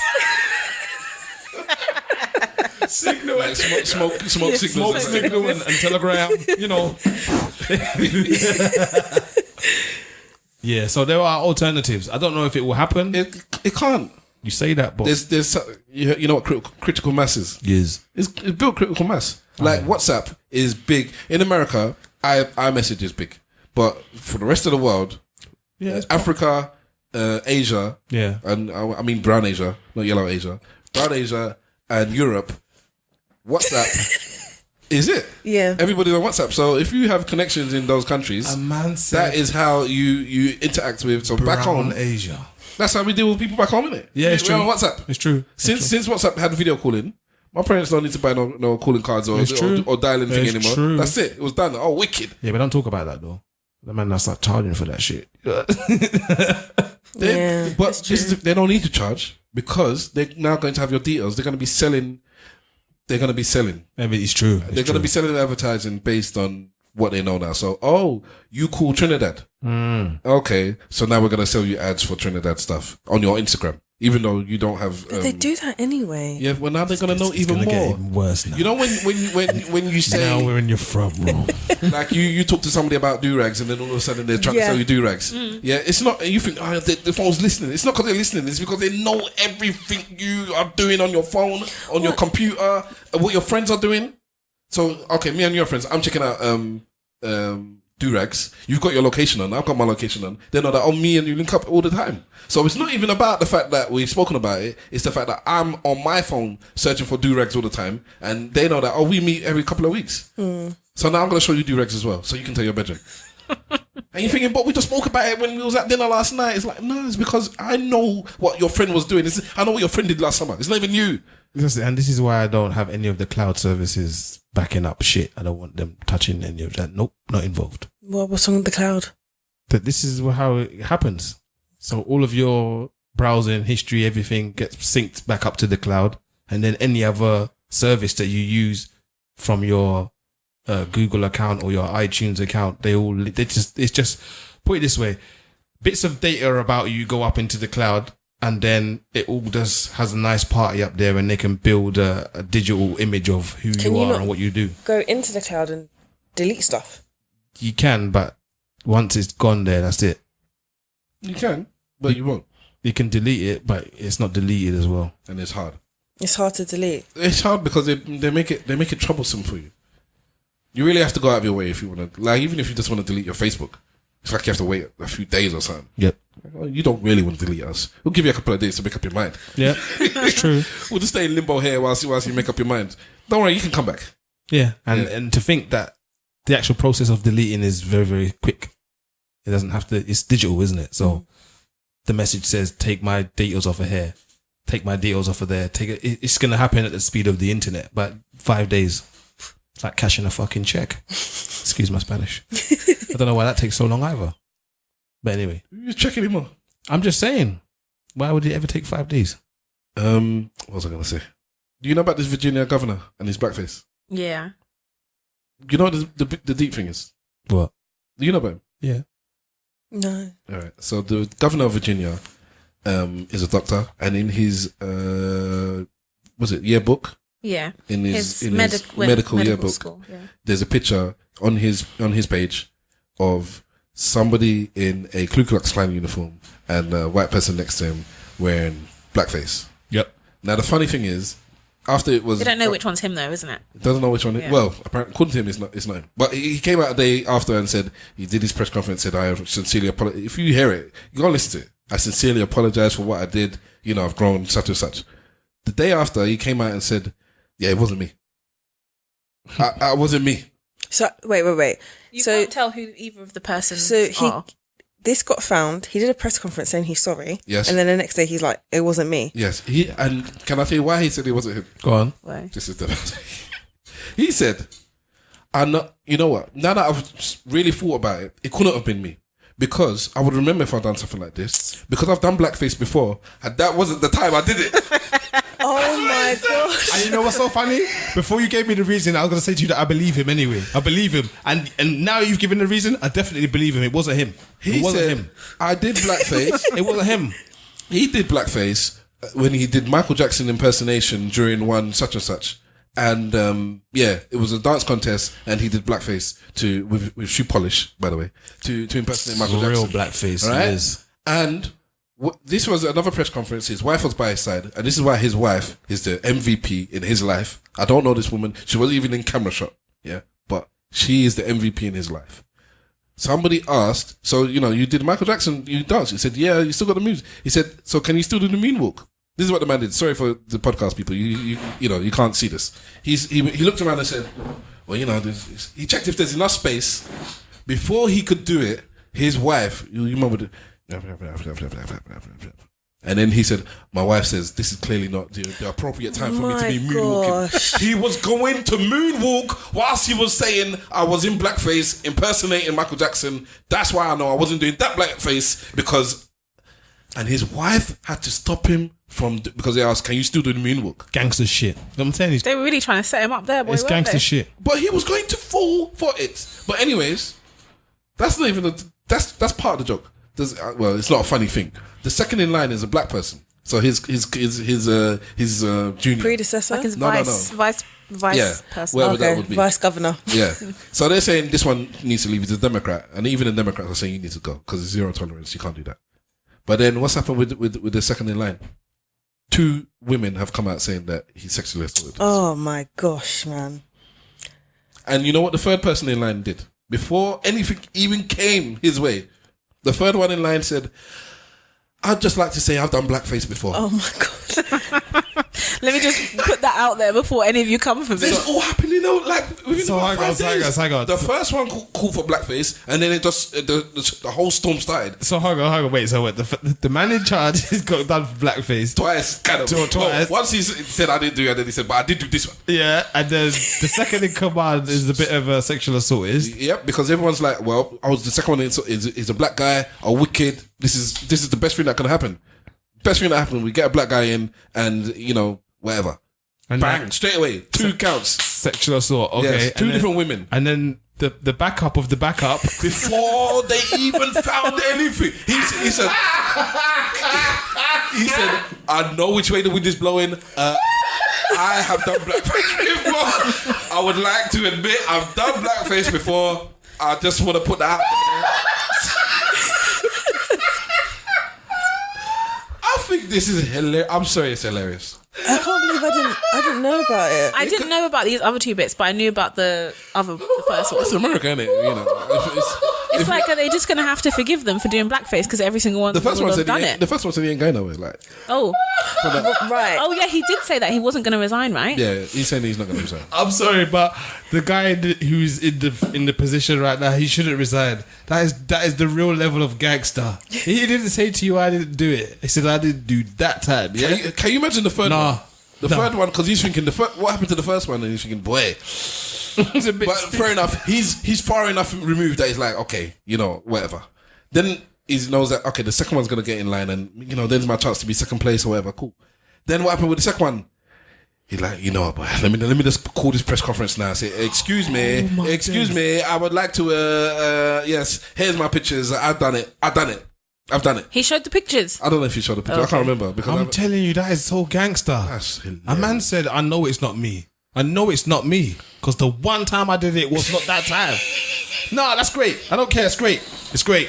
He should be able to get away with it. No, he shouldn't, because that picture with someone from the KKK, and it's on his page. Yeah, but it's not him. I don't care. Why is it on your page? Probably took the picture. Literally, he took that.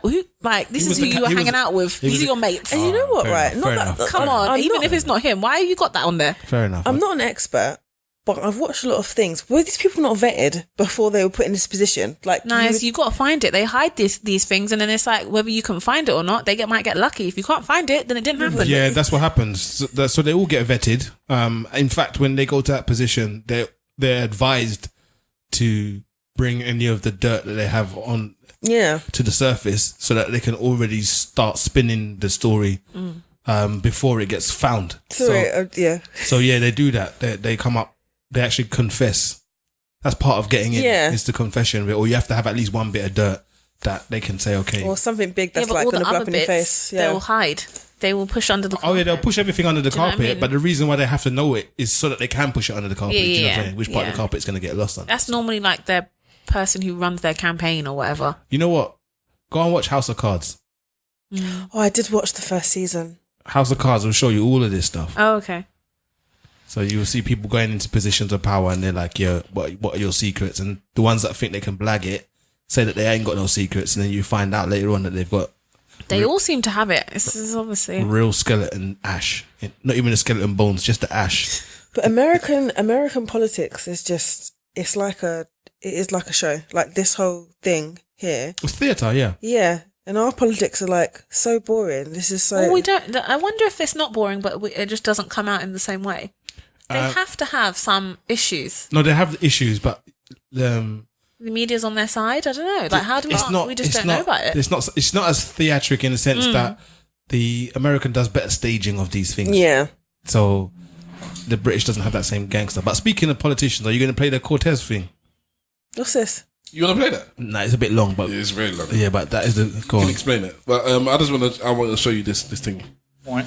The people that do that kind of research perhaps they should have looked at that. And you said that the competition in San Antonio was a dance competition? Yes, And it was that you danced the moonwalk? that's right. Are you still able to moonwalk?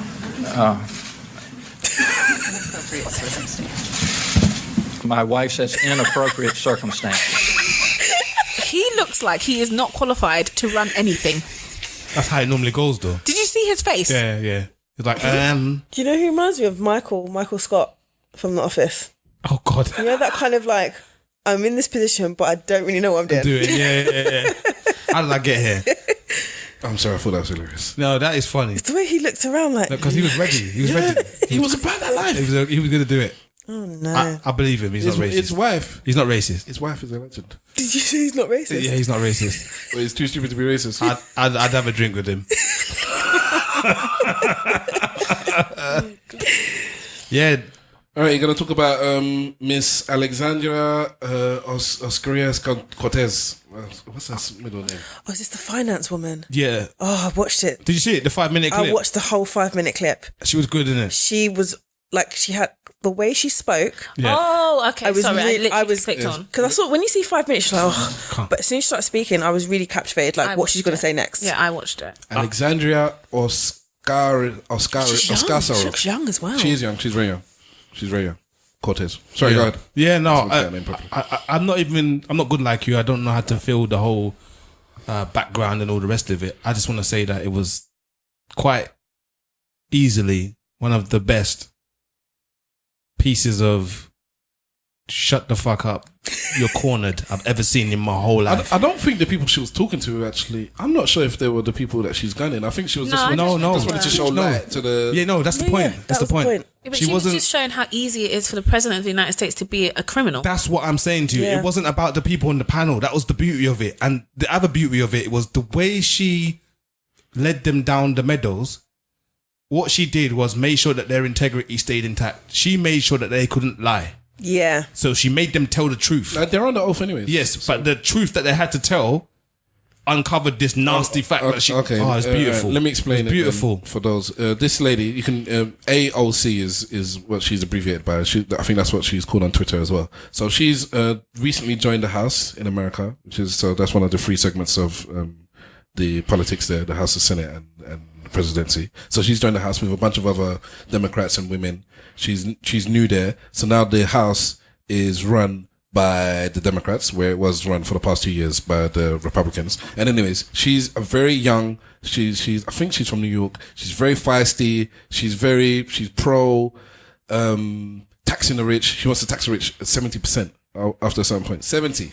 Yeah, but she's from, it's because of her background. Which is what? She's from the working class. She's just very. She's properly. She's very left. Yeah, very left. Yeah, so she's quite left even for the Democrats. So she's been in the House and she was questioning. And I don't know where the questionings come from, but they have these things all the time where you have people, they're on the oath and you question them and they have to answer. What they usually do is they take forever to answer questions because they only give each person 5 minutes or something along those lines. Yeah. So she wanted to get her point across about PACs. And PACs in America is when you're running for some sort of government or whatever. People in private companies can sponsor you. So this is why you'll have people like... Food administration or... Yeah. So someone like people that deal with beef, right? So we deal with beef. There's beef from this country. Maybe it's cheaper to import beef from somewhere else. So we line the money of the pockets of the person that deals with the food industry. And they say, well, we are now putting restrictions on how much beef we can get from outside. And blatantly, it's just because we put X amount of money into your pocket. So we scratch your back, you scratch ours. And it's just, but the thing is, it's just standard practice. It's just known. If you know anything about politics in America, it's not a hidden thing. And they call them PACs. So this is when companies sponsor politicians as opposed to individual people. So people like Bernie Sanders, he didn't take any PAC money. And there are people now going, because people are now putting their names in the ring for 2020 elections. And there's some of them are coming up saying, we're not taking PAC money. It's becoming a thing now. We're not taking money from big corporations because we want to be there for you.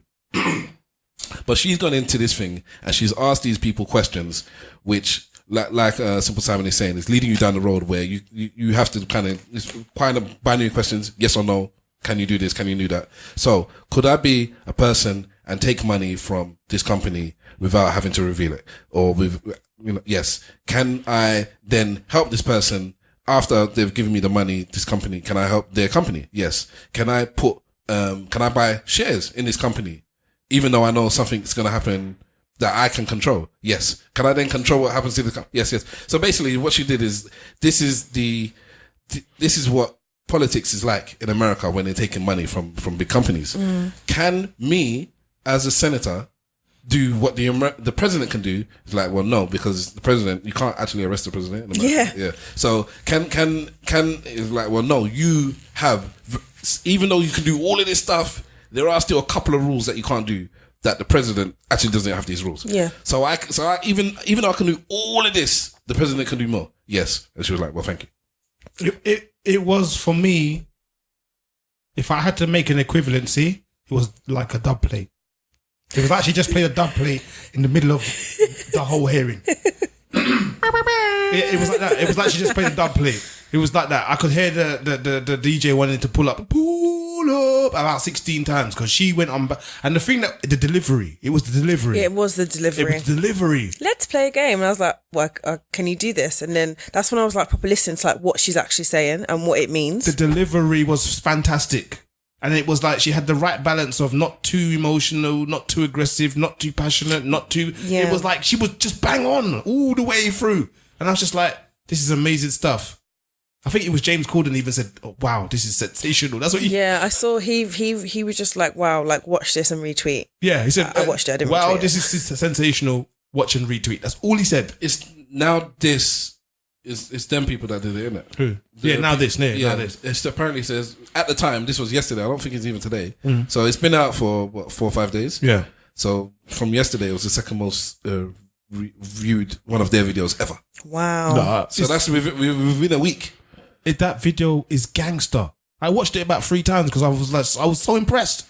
The thing is, but it's like, I think, because for me, I know about all this stuff. And I think there's a certain people that just don't know. It wasn't that I didn't know about the stuff. I know about the stuff. It's the delivery. The way she did it was just it was so gangster.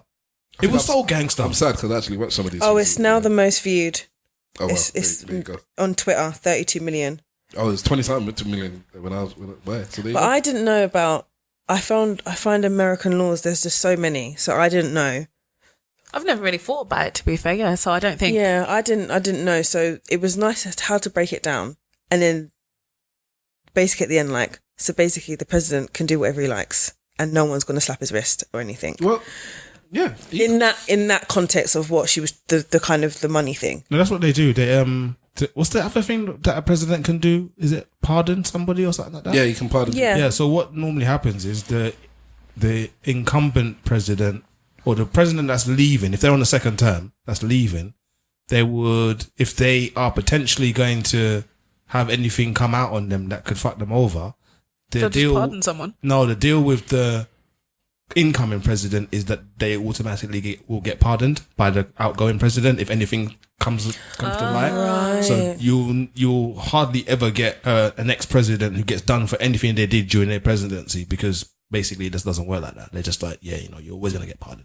It's like a get out of jail free card on a Monopoly board. Do you think someone's going to pardon Trump when he doesn't get a second term? Yeah, because he would have made sure he doesn't get a second term. Yeah, I don't think he's going to get a second term. He will. Oh, I really hope not. He will. He just will. Do you think? Yeah, he will. He might pardon the people that there's too much politics. There's too much. No, go on. There's all the people that they're rounding up. That because there's this inquiry going on about Trump and his connection with the Russians. Yeah, they are arresting people like every 3 or 4 weeks. They're arresting another one person they've known Trump for 20 years. They've known Trump for 30 years. Oh. They worked under Trump. They were part of the Trump campaign. So they keep arresting people, and some of them he's called some of them snitches, basically. Taking into account, these people are working with your own government. Yeah. And he's called them snitches. And you, like, your own government is like, hold on, shouldn't you want them to tell the government? Well, anyways, but the ones that have said they're going to stand strong and keep their mouths closed, they're asking him, are you going to pardon these people? And he hasn't said no. Right, okay. He hasn't said no. I'm gonna allow the Lord to take His course. He says, I don't know what's gonna happen. I don't know what's gonna happen. Maybe anything can happen. I don't know. I don't know. It's huge. It's huge. It's huge. China. All right. Okay. That brings us to the end. Gaza. I'm sure we had some stuff, but anyways, we've run out of time. Rochelle, you were quiet during that American politics section. Yeah, it's not really my thing. Yeah, I wanted it to go quickly. Sorry, I'm sorry. I'm sorry. It's not one of those things I get real passionate about. What do you get passionate about? Loads of stuff. Whatever I have an opinion on, which this I don't really, because I don't know enough about it. To be honest, it's not something I spend a lot of time reading up on. But similar things happen in the UK as well. So yeah, money can be from big companies into politicians' pockets. Yeah, I don't spend a lot of time researching British politics either. To be honest, It's boring as hell. These people are running our lives, man. It's we need true. to know a little something. I studied government politics for a year and a half. Boring as hell. I was on Question Time actually once. Yeah, and you asked a question. No, I was selected to ask a question, but they didn't ask me in the end. Do you remember what it was? Something about cars and missions or something. I don't know. I didn't even pick it. My teacher did. All right. And on that wonderful note about cars and emissions, and I have to change my diesel into a bloody petrol before I start having to pay this bomber class. Oh, you qualify for the thing. I must do, man. The car is not. It's how old is it? It's about 10 years old, man. It don't matter necessarily. It's. I don't think it's economic enough for it to go under the radar. Oh, okay, cool. At that, it's a 1.5. It doesn't matter. It's purely down to what your output is. Emission, yeah, man. This thing puffs out smoke, man. It can't be that good. All right. Yeah, we are done. So thank you for listening to. Oh, did you not want to say anything about Cadet? The thing was here. I knew there was something. Yes, we want to rest in peace to Cadet. You know about Cadet? Well, I saw some, I think, from you lot, but I haven't read the story or nothing like that. Cadet, UK rapper, the cousin to Crept, I know a lot of people know him for that. 28 years old, died in a car accident today as we're recording on Saturday. Like I said, he was 28 years old. He was just this year last year, he was properly on the come up. I was saying that my daughter sings one of his songs in the back. So does my son. The chorus for that one that he sings with the young boy. The push something. Is it something to do with pushing? I can't remember, but Pushy or something. The dating, the guy talking about dating women, and with Dino. Yeah, Dino. driving around. Advice or something. Yeah. So she knows the chorus to that, so she sings that thingy. And he's just on the come up now. He's been around for a few years, and he was on the lineup for Wireless this year. Yeah, I was just. Yeah. My niece was cut up about it. I just left their house, and she was like, "Yeah, she's going Wireless," and yeah, she was upset about it. For some reason, it hit me more than a lot of other people. I guess it's because it's close to home, like you said. Maybe something about this UK connection, and I don't know him. I'm not in his circles at all, but I just felt a connection.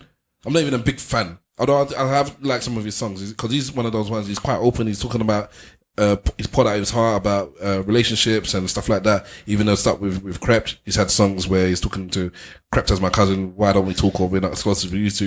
He's talking about women that have, he's had abortions and cheating on him, stuff like that. So he's one of those artists where he seems to be quite open and happy to share his feelings. And I think as the podcast, we just want to say RIP to Cadet, and our thoughts and prayers go out to the family. And it's a shame, man. And just live your life, man, because you don't know what's happening around the corner. Anything can happen. So just breathe heavy on the mic. It's all good, because we don't know what might happen. And I always say that I live life, and I appreciate what I have in front of me. So your family's there. Hug your family. Love your family. They might not be there tomorrow. Anybody got any? Amen. No, I like what you said there. Yeah. It is just very, very sad. He was on his way to basically, fulfilling his dreams, and it was cut short, which is just really sad. He's so young. Yeah. He's the same age as me. So I'm like, oh. It just put things in perspective for people, and it's just very sad, so. All right. Yeah. Okay. I'm in agreement. Thank you for reminding me. I would have properly kicked myself if I had finished and forgot about that. So let's say our church notes and our goodbyes. We'll start off with Simple Simon. Gaza. This week, at Simple Simon FB on Twitter. I don't have Instagrams. This week I got one of them recommendations. I don't know what happened to me. I've got the reading bug all of a sudden. So I've read 3 books in 15 days. So this is book number 3 that I have now completed. It's called Why I'm No Longer Talking to White People About Race. Did you like that book? Yes, I liked it. The author is Rennie Eddo-Lodge. Please, I hope I've said your first name correctly. Yes, I like the book. I like the book because I got what I didn't expect I was going to get.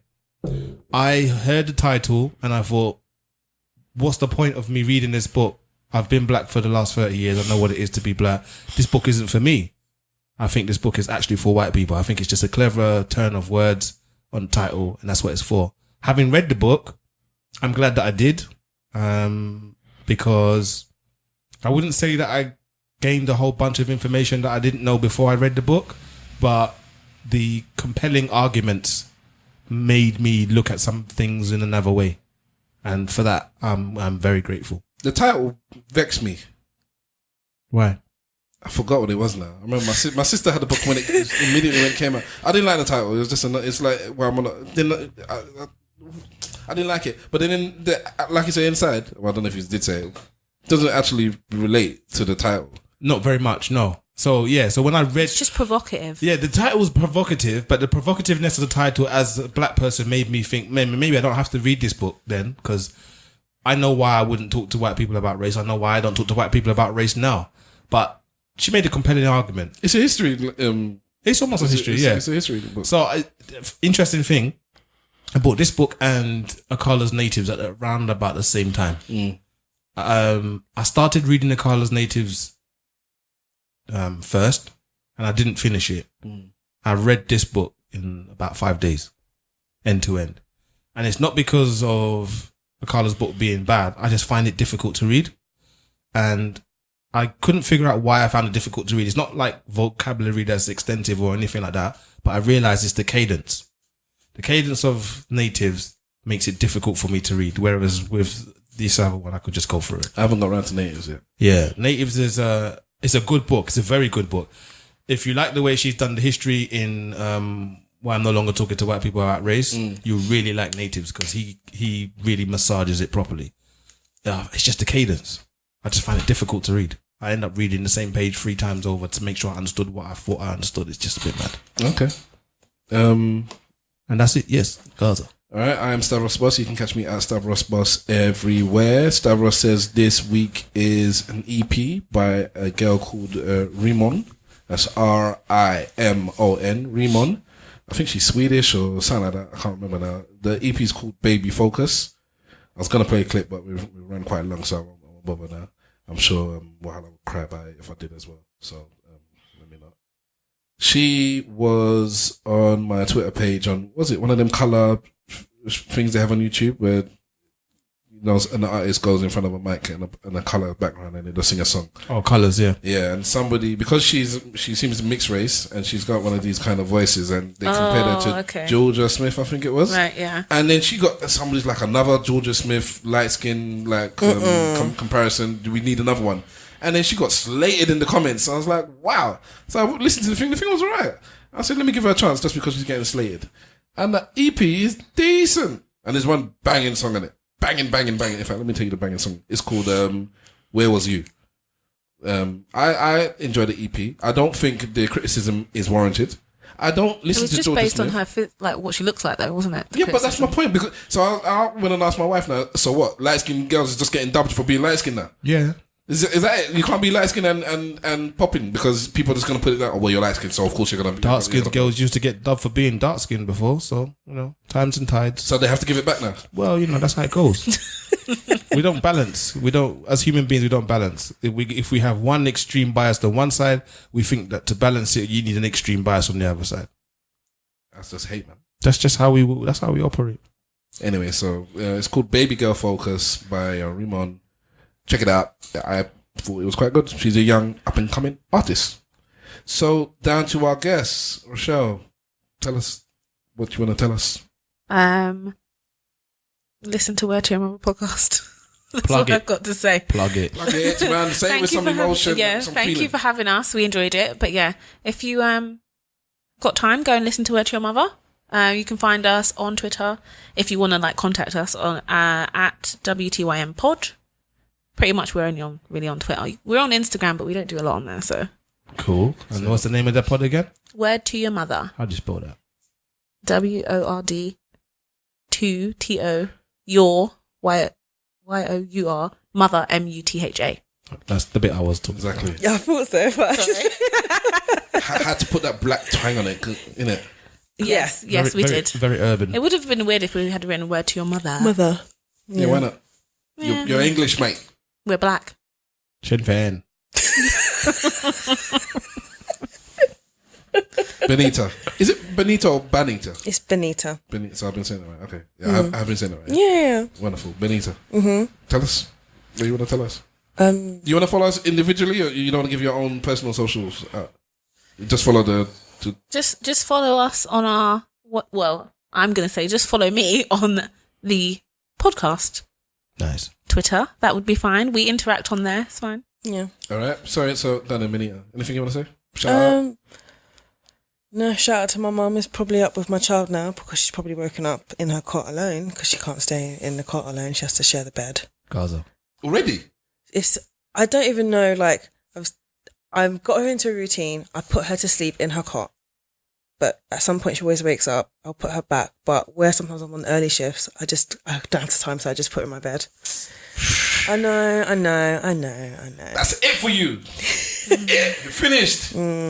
It's hard. It's so hard. It's really hard. Like, yeah, it's hard. And when I get home, we've got to be up at a reasonable time. So if she'll be in my mama's bed. I can guarantee she'll be in my mama's bed.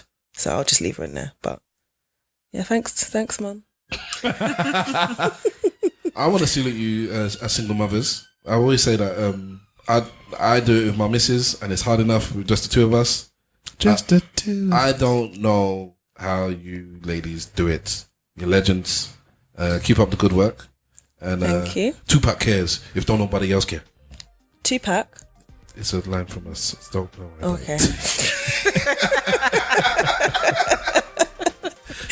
Keep your head up by Tupac. Oh, okay, yeah. Okay. Thank you anyway. Yeah, thanks. All right. Okay. That is episode 111 of season 2 of the Eloquently Saying Nothing podcast done. Thank you very much for tuning in. Follow us next week. And remember, if you ain't saying nothing, say it well. Slag for life. Like, what did you just say? The same thing I say at the end of every episode. You say that? Is this new? I've not heard you say that. Every slag for life. Single episode. It's very Essex. Shut up! Baby, you them! Red man! Think about your mother house. This thing. We soon come back. Yeah. What is this? This is hurting my ears. Never spear them. Me not kill picnic. Me not kill nobody. Yuga. Fuga. What is this? Some video. Okay. They've overdubbed the Chinese martial arts film. As long as it isn't the sexual dog, I'm fine. Now witness the true power of the Cause the hurricane! The god of death! Dead! Pussy all are dead, you're dead! So you reach the final level. That's what pussy all. Is it literally, is the toilet right there? Pussy! Shaolin Gaza formation! Pussy! Shaolin Gaza formation! Pussy!